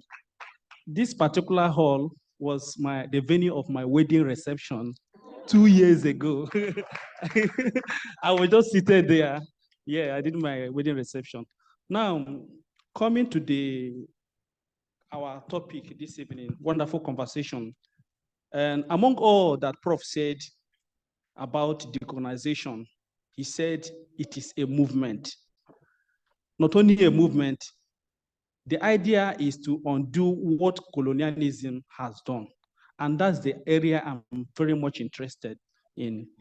If we are to undo what colonialism have done, is it by talking? That brings me to the topic, talking decolonization. To me, decolonization is more of an action word than talking word. Can we move from the idea of a think tank to a do tank? Okay, I think from that aspect, I'm coming, please. From the aspect of talking to doing it, yes, we have a lot to do in terms of decolonization. Now, if we are to bring it home, talking about this decolonization. I'll stop you in 2 minutes. Yes, the idea of young Africans, we are told that Africa is a continent rich in resources. And the paradox of our young youths, the youth moving in their droves, moving away from this same continent rich in resources. How do we reconcile this paradox if we are to talk about decolonization? Philip, yeah, unjust to me. Thank you. You can have yourself. Thank you. Okay, madam. Okay, first of all, happy birthday, Prof. What I want to say is in respect to this idea of language we emphasize all the time. I think decolonization should be, way beyond language, addressing and all that. It should address our mindset. Let's go back to our traditional African values of sharing. Let's go back to the unity that used to hold us before. If you look at the traditional African society, the issue of justice and all that, you couldn't go and pay, let's say, the judiciary, for some kind of judgment. You had institutions for justice. A man cannot just beat up his wife because he has money and go free. There were institutions, there was a value set. What happened to our values as Africans? When we talk colonization, let's reset our minds, reset our brains. Why does somebody want to have 5 private jets and somebody cannot even buy paracetamol, anti-malaria, whatever for his child? Why do people want to fly abroad why don't we go back to our traditional values of sharing, caring? It's not just about, let's take the good, because if we talk about language, some of our languages are not really that developed to talk about certain aspects. So if we have one common language, yes, for instance, Igbo now, there's a lot of English mixed with Igbo because the traditional Igbo doesn't have a lot of words. So we're not really developing our language and all that, but that's not the point I'm making. The point I'm making is, what of our values? Our values of fairness, justice, our core values as Africans. I think the tragedy of colonization is that we don't have identity anymore. That identity of giving, of sharing, of making sure that everybody has something. Why do we want, like, if you look at regular people, you have a housemaid in the house. That housemaid doesn't go to school. The traditional African setting, that's not really our identity. Everybody cares about everybody else. It's not exploitative. It's, I don't know if you get my point. Yeah, so, okay, thank you very much. I think we need to move to the podium, yeah. James has to say. Yes. Okay. Good evening, everyone. First, I would like to thank Uyi and Rachel for bringing us together, and happy birthday, Prof. On behalf of myself and my wife, my family, want to wish you well. Hope that this seed that you are sowing today will grow and mature and bring forth much more better fruit. I want to respond to, I didn't get your name. My brother that is directly 12 o'clock from me. Huh? Ugo. All right. Okay. I would have asked if you were a priest, but you talked about wedding 2 years ago. So yeah, you're definitely not a priest. I like the point you put on the table about moving from talking to acting to doing. So I would like to just put 2-3 things on the table for young people. I'm very sure that we is particularly concerned about young people. The first one is, please try to read more about Nigeria and Africa. If you don't read about Nigeria and about Africa, someone else will tell you the story of our country and our continent. Uncle Joe said something there about if you travel from the Sahel or the Savannah belt of Nigeria down to our rainforest. He said so because he's done it. Nigeria is not one country, but it is one nation. Please don't mix what I've just said. Sahabi is more closely related to someone that is in Agadez than to someone who is in the creeks in Bayelsa. But he's Nigerian with that guy in the creeks in Bayelsa. Okay? So please read about Nigeria, read about Africa, from an African perspective. Don't let someone tell you that Bishop XY traced, is it Lake Chad? No, I would never say that, even as a joke. I would not want to say it. Okay, so that's the first point. The second point is that you need to travel Nigeria and Africa. I know many people would say, but it's more expensive, it's more cumbersome. True, but do you recall when Prof was saying you move from Bamako, you travel by the river?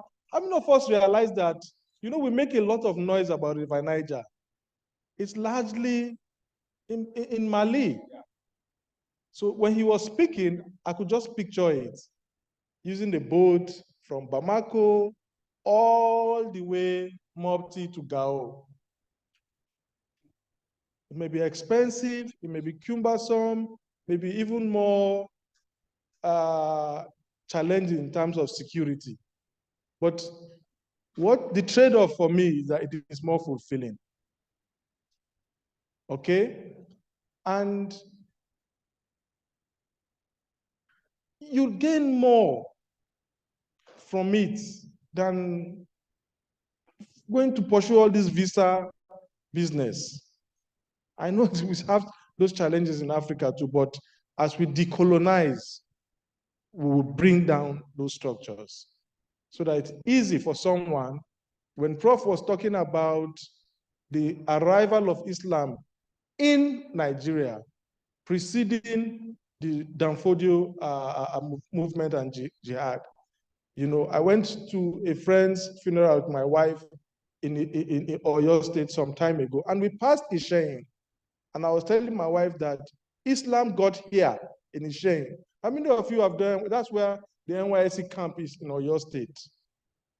If you go to Ishayin, there are people there that will tell you more about Islam than perhaps, I don't know, maybe you think about people in Borno. Prof also referred to Kanem Borno, you know, that we exchanged ambassadors before some of these people who come here today and tell us that they're establishing diplomatic presence. No, when we were exchanging ambassadors, some of these people were still barbarians, you know. But if you don't read, you don't travel, you may not appreciate that. So that when somebody tells you that you are uncivilized, you actually just laugh at the person and walk. You don't even benefit the person with a reply. Manasseh is laughing there because he knows the expression I wanted to use, but I'm not going to use it. Yeah, you don't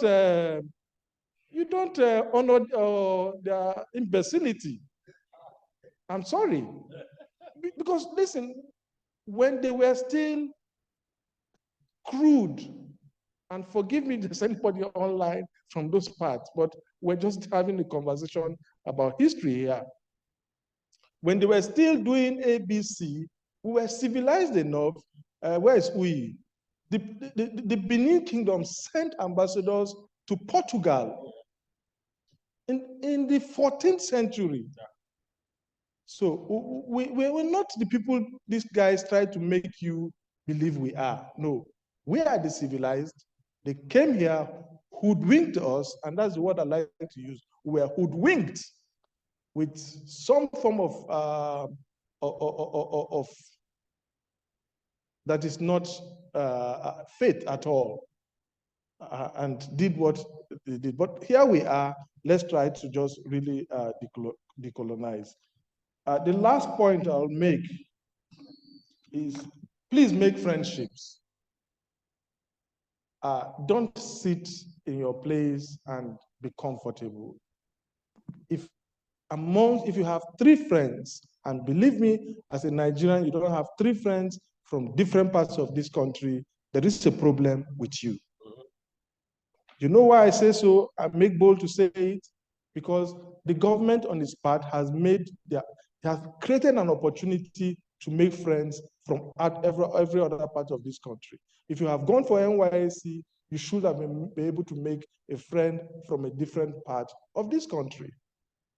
Please make friendships across different parts of our country. The last bit, there is a book by a lovely gentleman called Max. I have a problem pronouncing his name, Soilun. Okay, that's the problem I have. I also don't know how to pronounce names from different parts.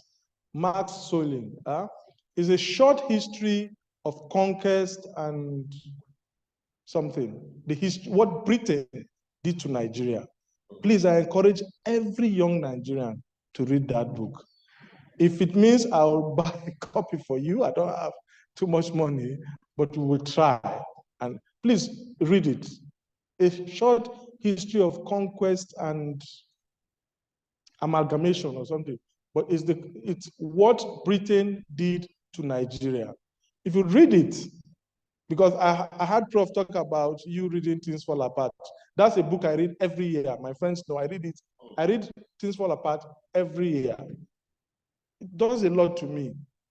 But for you, you may not want to read Things Fall Apart because of the gen, I don't want to mention that, but read that book.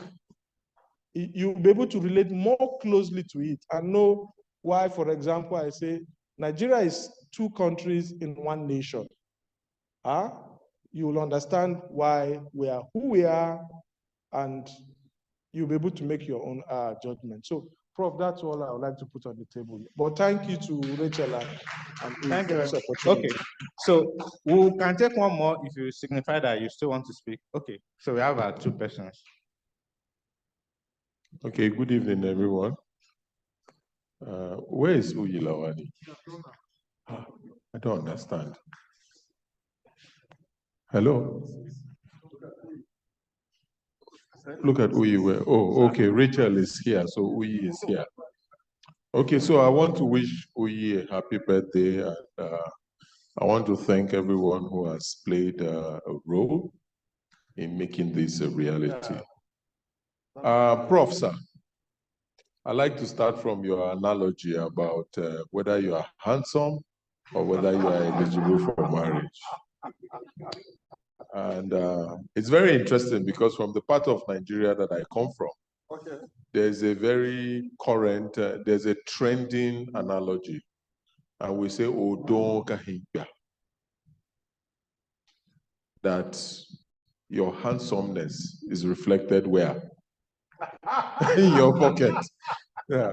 So maybe at that point, it wasn't so much about your physical appearance. It was also about your pocket. That was why you got married. Okay, that's an aside. Yeah, but back again to you, Prof. You said something about to decolonize education, you must infuse diverse narratives. And I completely agree with you. I also agree with the fact that these are conversations. That's why I was looking for Uyi.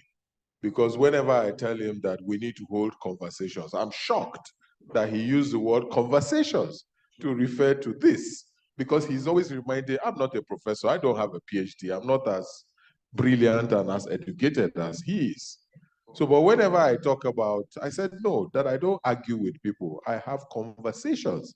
So I'm shocked that on his birthday, he has chosen to hold conversations. So Uyi, please give it to me that I'm a little smart. So, but back to you, Prof. You are currently teaching in a Nigerian university. And so for me, the big question is this whole concept of decolonizing education and infusing diverse narratives.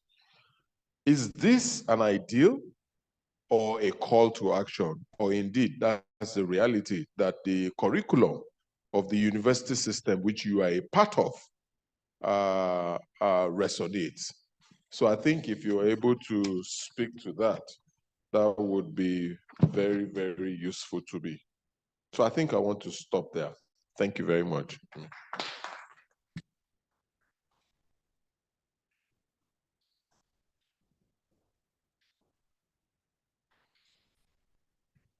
Okay, Professor Uyi, happy birthday, congratulations, and to the Rachel and Uyi Lawani Foundation, I salute your courage for a program like this. My name is Daura Abdel Nasser. I will try to speak quickly. I'm a security consultant. I'm not an academia. I understand security, I speak security. I pick out notes from what Prof have said, and I learned from it. But I want to say one clear thing that is important about this particular event. I think this particular event is very important, and the platform needs to go beyond this. The platform needs to be expanded. I don't know those that work behind the scenes in the strategy of this foundation. I think we need to engage people that make decisions. I want to see this kind of lecture or symposium engaging the National Assembly. I know what I'm talking about. I sat here, and after listening to Prof, I discovered that I started feeling like an illiterate. No, I'm being very frank and sincere. Now, and I will tell you why. We have focused too much in the process of nation building and activities that we have engaged ourselves in. We have focused on all the things we want to do and left the most important things, which is one of those things that will have made us better as leaders, as individuals, as citizens, and then provided us the opportunity to also make other people better. So please, at the strategic level, let us look at how to engage those that are concerned. You will be shocked that nobody is thinking about things like this. And it is things like these that actually form and develop a nation, because we will have gone to the foundation correcting some of the problems that we suffer today. Now, let me go directly to some of the things I picked from Prof's lecture. Prof spoke about the transatlantic trade. And I started thinking, it wasn't truly a trade, having listened to Prof. But how many of us truly know that it wasn't truly a trade? Some of this knowledge needs to come out to those that make policy decisions in our nation. And I tell you, when you start having this kind of understanding, it starts reshaping your perspective as a leader, as a person in places where you make decisions. And then I go to the other aspects when I'm talking about culture and things like that. I am from Daura. And this is why I'll bring James' perspective also into it. My hometown is 26 kilometers to Congolese border. Right there at the Congolese border, you have an international market by the border that has a local government called Meadwa local government. This Meadwa local government is an international market for cattle and all kinds of animal trade that people come from every part of Africa to engage in this trade. So for James, when you talked about Nigeria as a country and then a nation, it got me thinking, and I'm like, we have relationships with people that we are thinking of possibly, I don't know, for policymakers, trying to engage in a war with, without understanding the reality of that community, that the Nigerians that come into Meadwa, the Malians that come into Meadwa, the Nigerians from Kano that come into Meadwa, all of them speak Hausa. They have created a nation, a people that interact together, that they are more important to each other with the decisions and the discussions they have beyond Nigeria as a country. So when you start talking about engaging them in war and things like that, they just laugh. And let me also add that just there, by the same Daura, we are just 3 hours drive to the next big city, which is Damagaram. This truly gets me thinking. I don't want to talk too much about all of my ideas and what I'm learning from here. But Prof, I played with you, I played with the Rachel and Lawani Foundation.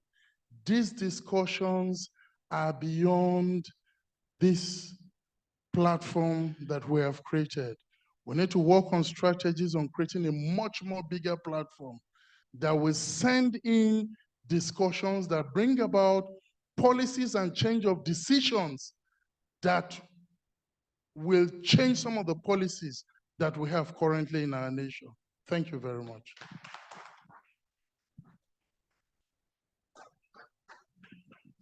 I think we've, oh, okay. Before they say I'm a masochist or something. Okay. Good evening, everybody. Happy birthday, Prof. Thank you for the opportunity. It was a very, very enriching lecture, and it got me thinking. So the sir that just spoke now, I can't remember his name, actually stated something I wanted to talk about, is this lecture or this information being beyond this hall and reaching a larger crowd.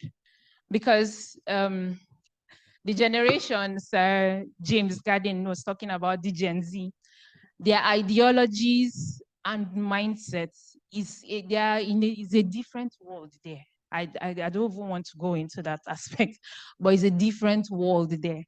And in this decolonization we're talking about, beyond symbolism, we would definitely have to carry them along, because they are tomorrow.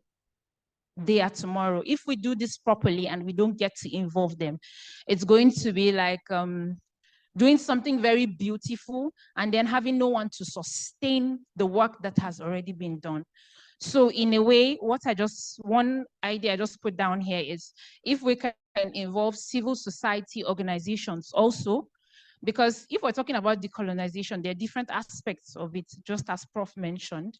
And I want to give an example with an NGO I know about. I'm going to hide the name. So I'm into boy-child empowerment advocacy. And one of my colleague, who has an NGO and does that, just did a camp, a short mentorship program for little boys. And on the day that they were supposed to have a dinner, I noticed the boys had to wear suits. And in my mind, I'm like, okay, what happens to telling these young boys to dress wear their native attire? If you are Yoruba, you can probably come in something like an agbada, a Hausa boy, you could wear, or you can even wear anything. You can be Yoruba and decide you want to wear kaftan and the hula, or you can just wear anything, but it has to be from one of the tribes in the country. But all of them came dressed in suit and tie. So we've seen how these things have eaten deep into some of us here. We're talking about, I was asking a young lady recently, I said, why is it that our parents gave us native names? And I like tribal names, that's the truth. But these days when you ask, okay, what's your name? You hear little children say, oh, my name is Jessie. Oh, my name is this Jennifer, Susan. I'm not anti all those things, but that is the thing we're talking about, decolonization. It just starts, it's a touch on identity. It's, the conversation can't finish, but please, the strategy I just want is if we can involve CSOs, corporate, civil society organizations, sorry. So in advocating for this, thank you. Okay, thank you very much, ma. I think we've had a robust discussion. The good thing about this is that we have had more of discussions and lectures than questions. So I'll return the mic to Prof to give us like some of his final. You can have this. Of course, you do know that there won't be much in that sense from her. Indeed, I apologize for taking that long. I would have preferred this session, but it's okay. Thanks for enduring. 3 questions here, or contributions. Sir, I'd like to know your name. Thank you, sir. That's quite informative. I'm so happy because I was discussing West Africa, and there is nothing like than our sub-region, believe me. Yeah, and we got to make it good. We got to make it good. Please do remember that we've always had interactives, people. We've been going and coming. We've had conversations among the cultures. They would evolve. It was Garibaldi in the 19th century or thereabout who came and tried, let's systematize these things in Europe and all that. Now, there are historical events that have happened to us. We can't deny them. So I think we should, because there may be younger people here, so that we don't seem to give the wrong notion. There are historical events that we cannot undo. Let's get it clear. How do I mean? We used English language now.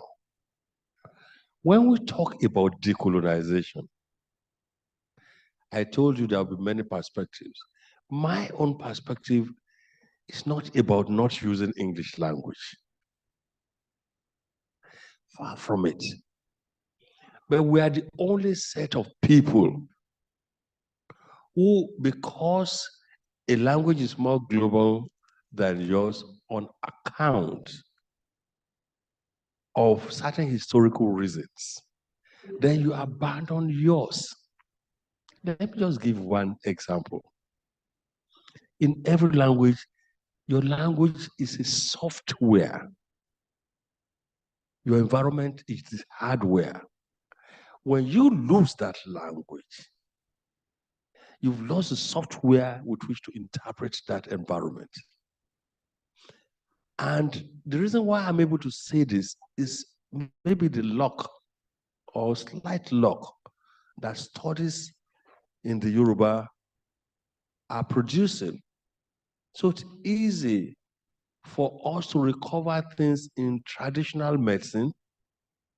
It's easy to recover things in other spheres of knowledge.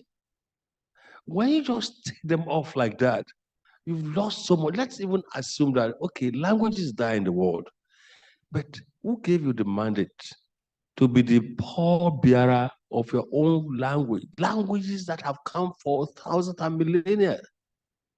Okay? Obviously, some languages will. Who has told you that English will always be the most significant language in life forever? Your own time is just a short period. There was a period when it was Latin. Before Latin, there was a time when it was Greek. There was a time when it was Arabic.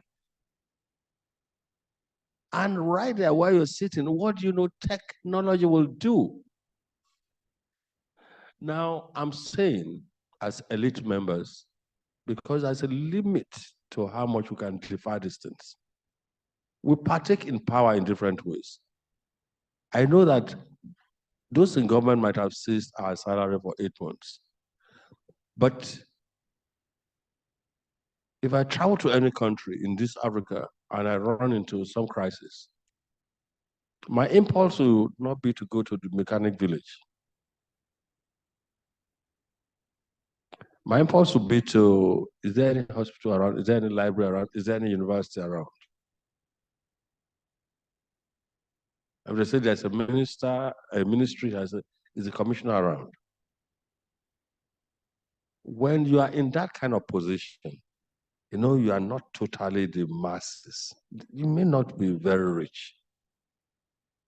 So we can partake in changing and shifting things, and that's the value of what this family has done to us. They are calling us. And from what, sir, I will have to ask for your own name too, apart from Mr. Taura. Sorry, I'm sorry. Yeah, like Uncle Joe. They are suggesting, sir, where's Rachel? Yeah, please. They're suggesting, because this has become family talk, they are suggesting that we see how this can be some kind of policy-oriented organization. There are already enough NGOs. And can we work from our own areas of relative strength? And heaven knows today, this, and you know that your husband is one damn good scholar. Yeah, yeah, please. The fact that she can acknowledge it, please, a round of applause for her. Yeah, yeah. And, you know, the global spread of his ideas and knowledge here, North America, Europe, Asia, on this continent also.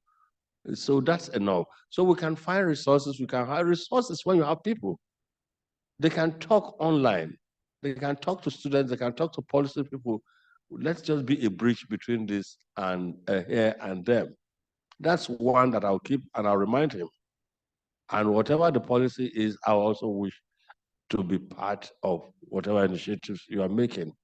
It's not just about language, definitely. I don't want to be rude, not to appear like not answering, but you're right. Please, can I then add, because that's a good question. You can decolonize, even if you can't speak a word of Hausa, Yoruba, Efik, Igala, Epic, Ibira, Kakanda, or whatever. You can start decolonizing because that is not your fault. Probably your parents didn't speak the language to you. But if you have the concepts of decolonizing, you can also partake in it. And decolonization is not a rejection of modernity. Modernity is not necessarily westernization. Those are two different things. So when you model a thing, and I model a thing, we have just been told that when you move from the Sahel to the forests, there are buildings, isn't it? But some buildings are environmentally sensitive, some are not sensitive. That is just taking the Western. That is not modern. To be modern is to behave like Dimas Nwoko. We finished from the Zaria School of the Rebels of Fine Arts. Those rebels in the ABU. Old man, it must be about 80 something now. Is it Achebe's age or Shoika's age? Okay, maybe in between. He's still alive. He had built massive Catholic spaces all over Nigeria, and you won't need one AC. Not one AC. In that humid southern Nigeria, you won't need any AC. The new culture studio is, it's mind-boggling. Can we start a school of Dimas Nwoko? They said he didn't read architecture. Did you hear me? That is the people you sent to school who became professors. That is what they are saying. So the problem is in us too. What colonialism has done is to damage the brain.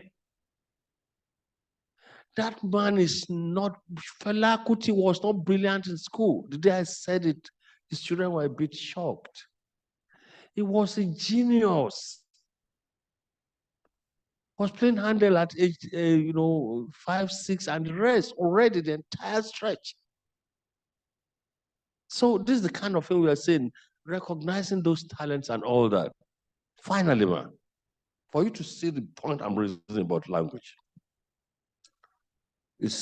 let's talk about psychology and the brain now. We have to be technical about this. And the language needn't be difficult. Since the invention of fire, since human beings started eating their food, but maybe it started in error, maybe a bush was burning and we started eating and all that. And the significance of the development of roasted or cooked food from raw animalistic, what it has done to our cortex in the brain. Between then and now, there hasn't been any foundational shift. Between then and now. Okay. So when you deny me going to school, and you go to your Harvard and the rest, what you have just done is to deny me capacity to partake in spaces like this. You have not denied me the capacity to think in depth and critically. Worse still for you and dangerous for you, if, for instance, you are within a canonized knowledge system, like among the Yoruba, where you have 255 odus. Each of them you press, it opens up chapters and chapters. Of course, written now. And that has been preserved over and over the years. I've checked it in Brazil, I've checked it in Cuba, I've checked it in the other smaller islands, they are preserved. How those cultures did it, I don't know. Or you come from certain places in northern Nigeria. Long verses, you have that. God bless you. And then you also have the Quran in your head. That is classical knowledge.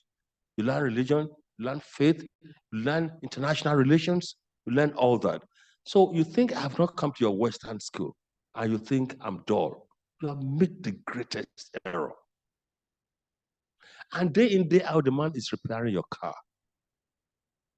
And you are insisting that the only way in which, maybe if you have a technical school, you can make people learn is until that man has a certificate from University of Kano or Maiduguri. No. What you do, those who can speak English, let them speak. Meet them at that level. Those who are able to speak local languages, if you have enough population for it, develop it also along those lines. There are writing systems. The people are already writing. They've been writing poems. We are reading their poems. We are reading poems. But even the daughter of Danfodio, Nana Asmau, do you understand what I'm saying? We are reading all of this in school. These are 19th century things. There are 17th century things. There are 15th century things. I have a text which is called Women Writing Africa. We have writings that go back before Christ writing. We have evidence of this. What is wrong with us? So it's between this knowledge system and policy. And that's why I'll plead, madam, please don't let's be distracted. There are many things, problems to solve in Nigeria. Don't think you are not solving because you have to take your eyes off some. Policy, if you can intervene in policy, because that is the level at which you people are strongest, the way I see it. If you can intervene in policy, you make our lives a lot better. The kinds of schools he had gone to and all that, his friends are connected, and they can only get more connected as the years go by. So we don't give up. It will happen. It will work. This nation will be good. Muslims, Christians, traditional believers will live. It will be happy. Thank you so much.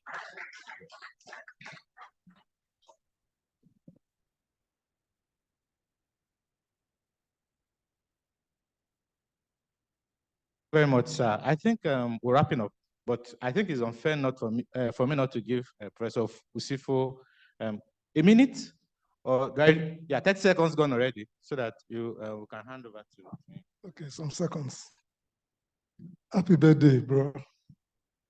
Many happy returns. Good to be here. No plan to respond initially, but I will just say something. I can't remember the way the question was framed, but I know when he framed the question, the man who had his wedding 2 years ago here. You see, you are trying to make a connection between maybe what we call theory and praxis. Trying to say that, is this just about the theoretical space, or do we need to go into action? And intellectually, we usually say that there is, when you talk of theory, it's like you are making conjectures. You are trying to bring out ideas. What is the hallmark of the ideas at the end of the day? It should stimulate practical action. Even the most abstract intellectual endeavor, philosophy, will say that philosophy that does not bear relevance to social reality doesn't really have some fundamental problems. So we have even seen the need to bring philosophy to the world, to the human context. So usually theory comes first, but aside theory, we need to build institutions whereby those theoretical postulations will give need for practical actions. In as much as I do not want to comment on the language issue, because Prof has dealt with it sufficiently, but there's a question I have asked before, that look at all the developed countries of the world. All. Which developed nation uses another man's language? I think that summarizes my view. Thanks for coming. I really appreciate being with you today. Please let's appreciate the moderator, the guest lecturer, and every one of us that, have stimulated at us this evening. Now, I think it's time for us to listen to the convener of this event, Professor Lawani, to give us a vote of thanks and also his own contribution to the whole discourse. Thank you, Professor Lawani.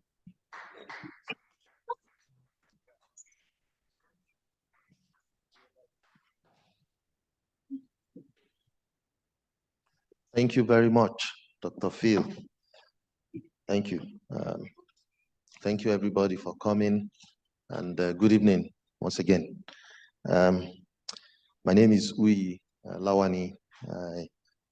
My partner in crime is my first boss, my wife, and I, Rachel Lawani. We are the principal, or the main co-conveners of the foundation.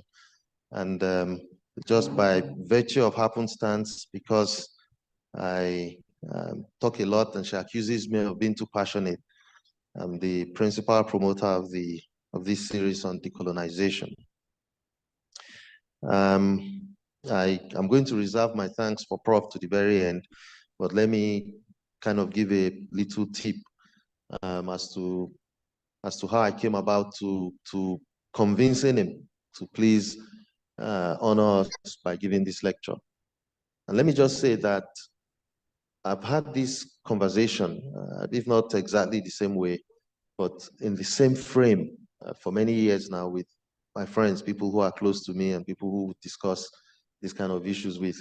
And even if this hall is not filled today, I'm eternally already satisfied that we're having it with people beyond my immediate space. So please, I want you to applaud yourself for coming tonight.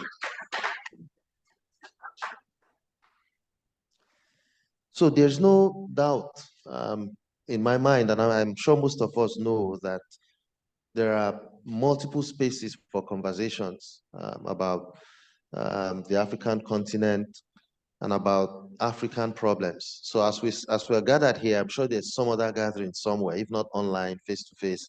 Like Philip noted earlier, there are people who are glued to their TV now just following the proceedings in the presidential election petition court.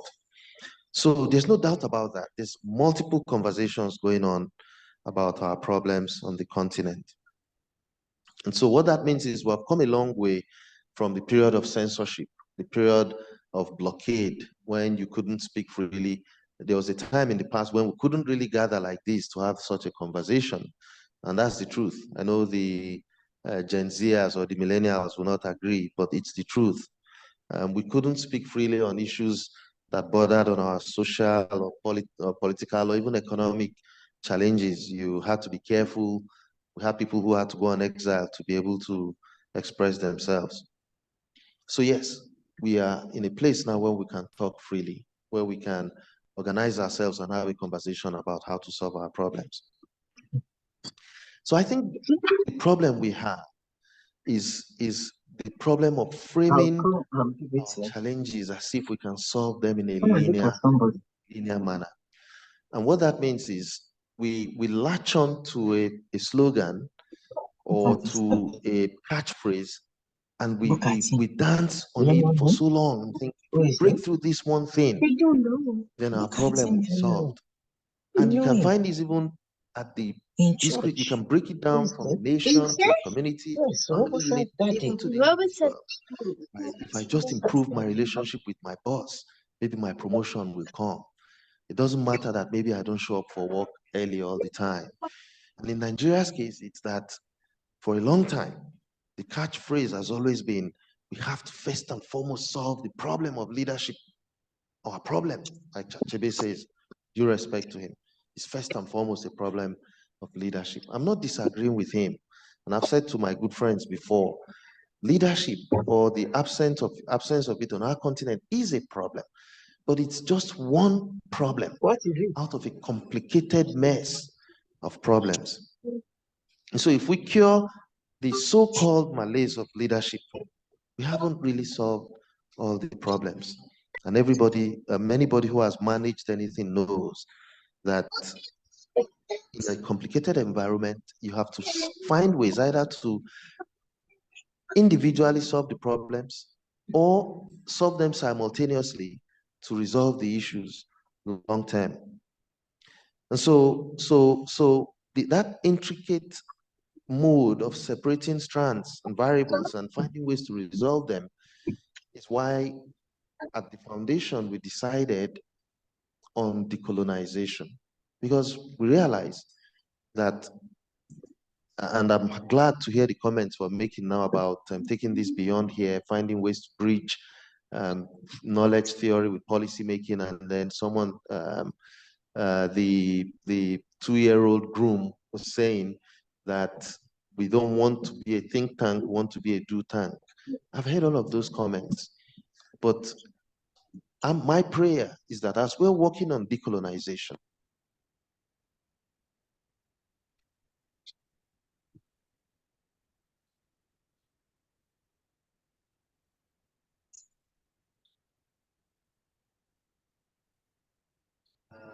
aspects of our leadership, someone that's working on our electoral system, that's the hope, so that we can go at these problems, understanding the different strands and variables of them, and then finding ways to solve them both discretely and simultaneously. But one thing is clear: the problems we face as a nation and as a continent are not insurmountable. They are not. And I'm even more convinced tonight, having heard Prof talk about bring the issue of decolonization beyond symbolism to us the way he has done. I think the fear we always have, there are two things that come to my mind. One is that everybody finds a way of thinking it's some other person's problem. Because my immediate problem is first and foremost an economic one. I have to find a way to feed myself and take care of my family. After I do that, maybe I'll come back and think, in any case, there's someone who's paid to do that, to solve that problem. So let them solve it. So we see these problems in the abstract. And then even when you embrace the problem or you appreciate that you're a part of the solution, you think the problem is too difficult, that it's too hard. And I think Prof mentioned it, that it is hard. It is a hard problem. So I shuttle multiple continents. To put this program together, I had to trust people to help, but I also have to be involved in it. So it involves time, it involves effort, it involves resources. And so I can just balk and say, yeah, I can't take it. It's the point, it's hard. And I have a family. So pulling at the strings, no, we don't have these resources. You don't have this time to do that. So it is a hard problem. And those assignments are not reserved for people who are faint-hearted, right? The truth of the matter is where the problems are, is where immortality exists. And so that we're glorifying the colonizers today because they solved difficult problems. That's why we glorify. Matter of fact, that's why we are colonized in our minds, because they chose to solve the problems they had. And they went way beyond solving the problems to now coming to hand problems to us in the form and the shape of solutions. So we can solve our problems. They're hard, they're difficult. But the difficulty of it, as I pondered and pondered and pondered on it, I kept going back to the story of Dolores Huerta. Dolores Huerta was a co-collaborator with Cesar Chavez, and they formed the United Farm Workers Association in the United States, maybe 60, 70 years ago. Now, the farm workers in the US are the lowest of the lowest of the lowest rung in the economic chain. And it was difficult because Dolores Huerta and Cesar Chavez were not naturally born Americans. And so they organized, they put themselves together and went from cell to cell, community to community, farm to farm, over wide expanse of land and space to organize, to improve the lot of the farm worker in the United States. And so when they told Dolores Huerta that you don't even speak English, this problem is too difficult for you to handle, she leaned in and said to them in Spanish, sí, se puede. Sí, se puede. Sí, se puede. Sí, se puede. Many years, fast forward, 40, 50 years after that, Barack Obama channels the same refrain, tells the American people that when they say it's not time for a black president, that it's very hard, we have to go way beyond what the average American would do. We're going to say back to them, yes, we can. Yes, we can.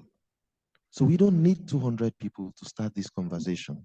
Matter of fact, we don't need 50 people. We don't even need 10 people. I just need to be able to converse with one person and say to that person, our problems are not insurmountable. And yes, we can. So I thank you for coming.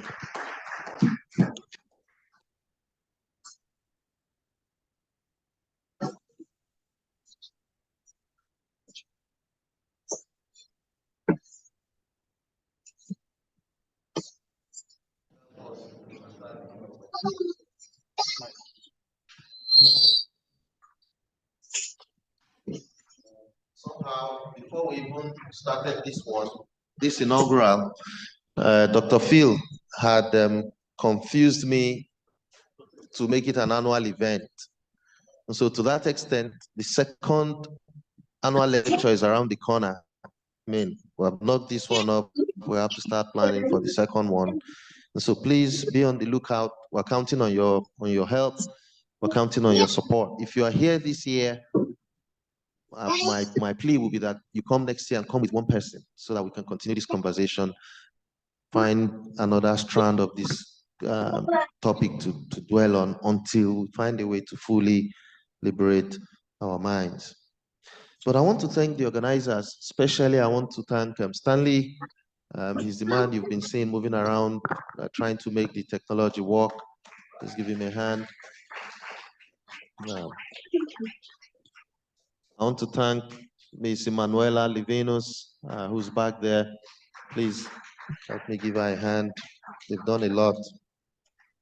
And I especially want to thank my friends who, as soon as I mentioned this to them, hijacked it in a positive way, because somehow they know our passion for this. Manasseh, Oga James, I know my wife mentioned their names earlier. Dr. Eric Usifo, and all of my friends. Phil, thank you. Thank you. Without you, we could not have got to this point. Thank you. So So at this point, I want to recognize Professor Olorunyomi, especially. The first time we met to have anything concrete, the Institute of African Studies had invited me to a colloquium at the University of Ibadan. And we had a good, useful discussion on issues that bordered on conflict, connection between peace, conflict, and economic development. And so I came to the colloquium just happy to come from my base to contribute to that conversation here. I could have done it anywhere in Africa. And so I thought that was it. My satisfaction, the gratification was just to be around that group. But Prof went way beyond in his kindness, and I'd always imagined that someday we'll be able to put something together to recognize him for all he has done. So we are instituting, starting from tonight, the inaugural URL Foundation Award, given in recognition of outstanding contribution to youth empowerment. And it's my distinct honor to present this plaque to Prof as the first recipient of the Uyi and Rachel Lawani Foundation.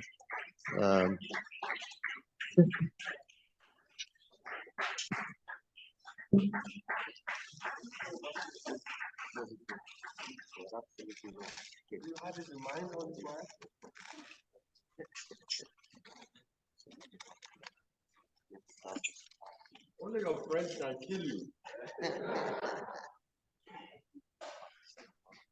Thank you so much.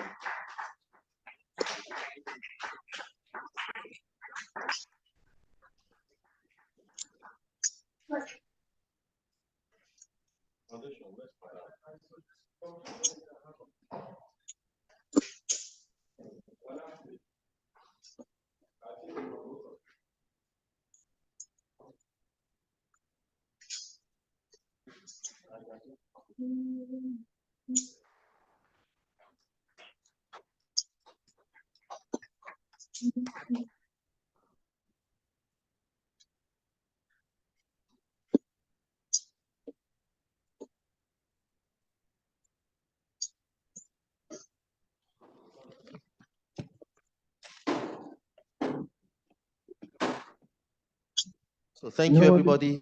Last announcement, we break out after closing for some kind of refreshment. I think I've seen the passing the bags around. Dr. Phil, am I good? Okay. Thank you very much, everybody. Thank you. Okay. I'm not free. Yeah. Okay, thank you very much, sir. Let's appreciate Professor Louis for wonderful. Okay, since it's also a birthday celebration, the friends of Prof have also provided a birthday cake, to mark. Today's actually his 50th, so it's like a landmark, for him. And so I think it's worth celebrating. So we're going to have cutting of the cake. I think Madam will have to join. I'm not sure if he's going to contain. So I think Mr. Manasseh will help us to conduct the cutting of the cake as well. So can we appreciate him, please?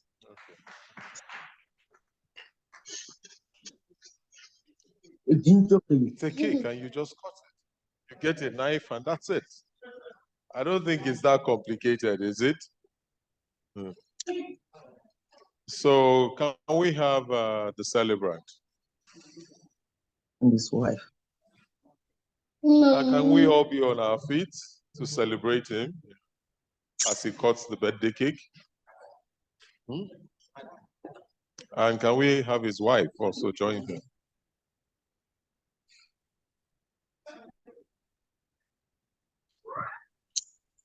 So do we mind singing happy birthday to him? Happy birthday to you. Happy birthday to you. Happy birthday, happy birthday. Happy birthday to you. May the good Lord bless you. May the good Lord bless you. May the good Lord bless you always. Happy birthday to you. Hip, hip, hip. Hip, hip, hip. Hip, hip, hip. So now, can we? So can you join him in cutting the cake? All those, yeah. Me too, sir. Oh, really? By the way, Uncle Joe, do you mind joining in the cutting of the cake? Mrs. Zigu, do you mind joining the cutting of the cake? Mrs. Garden, will you mind joining the cutting of the cake? Mrs. Daura? Okay, so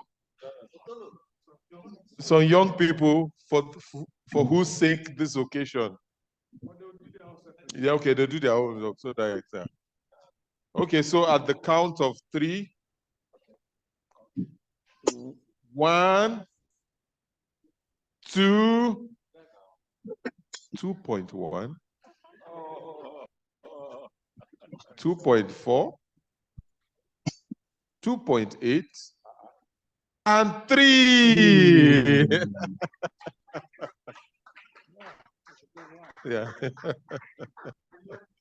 So the young people, do you mind joining us? The Abuja Conversations platform, do you mind joining in a group photograph? Okay, the elders can create some space. Please, we would appreciate it. Every single person in the room has the opportunity of joining the photographs. Abuja Conversations platform. I'll give it to you. You practically took over the place, so.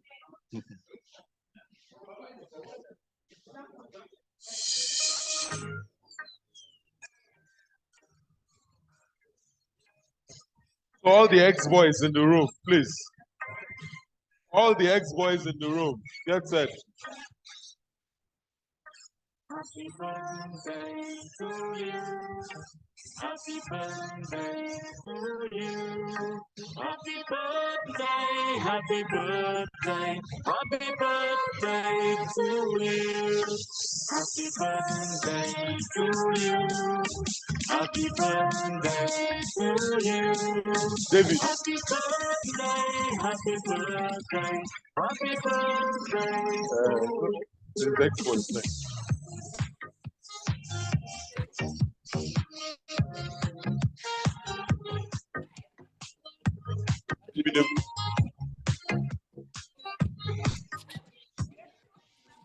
What's snapping?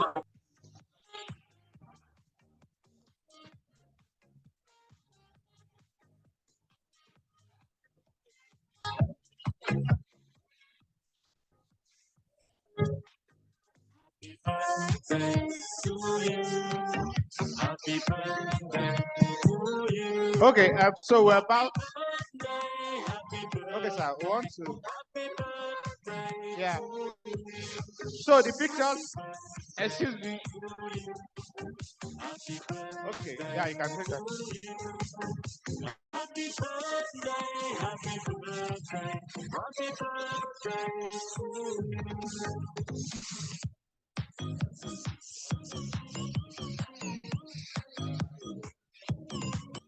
Okay. Okay, so let's just say let's just close. Okay.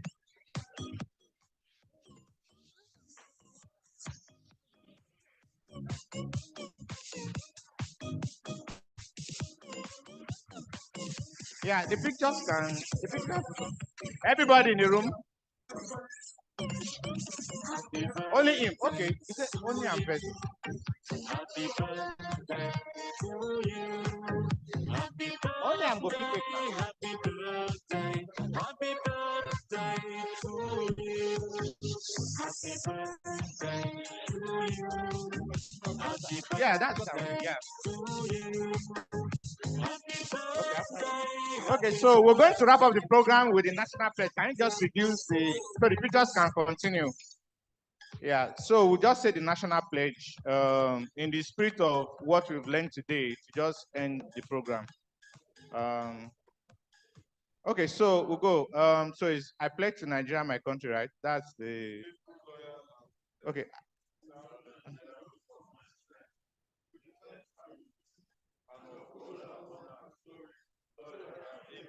Amen. So thank you everyone for coming. Join us next year and we'll keep the conversation going. God bless you. The final has continue, yeah. And you have your portion of it. Thank you. The music can go on, sir.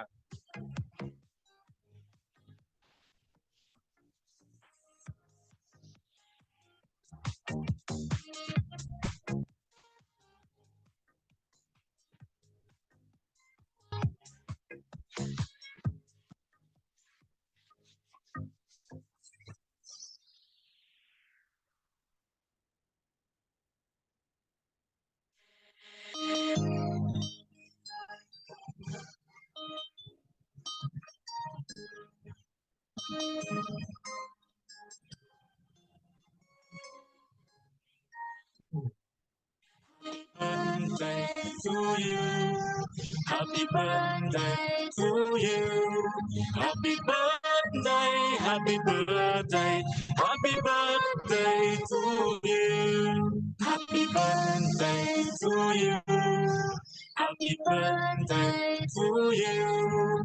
Happy birthday, happy birthday, happy birthday to you. Happy birthday to you. Happy birthday to you. Happy birthday, happy birthday, happy birthday to you. Happy birthday to you. Happy birthday to you. Happy birthday, happy birthday, happy birthday to you.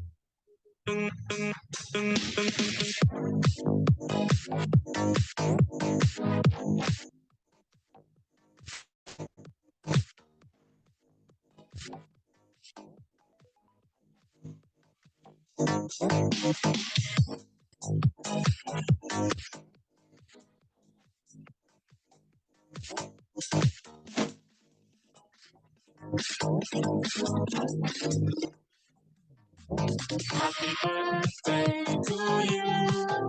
Happy birthday to you. Happy birthday, happy birthday, happy birthday to you. Happy birthday to you. Happy birthday to you. Birthday, happy birthday, happy birthday to you.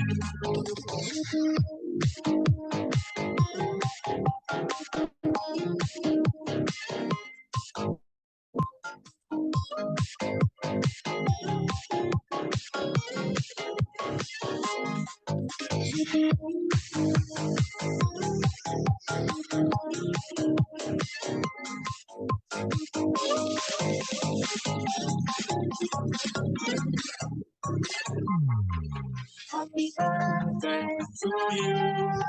Happy birthday to you. Happy birthday, happy birthday, happy birthday to you.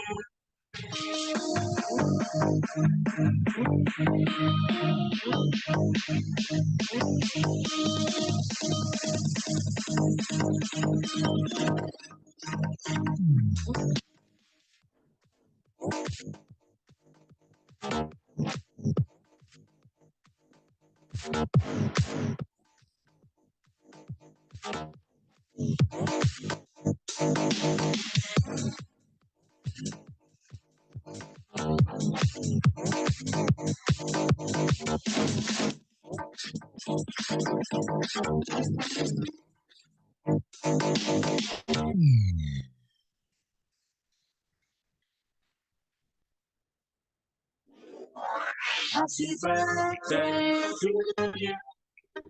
Happy birthday to you. Happy birthday, happy birthday, happy birthday to you. Happy birthday to you. Happy birthday to you. Happy birthday, happy birthday, happy birthday to you.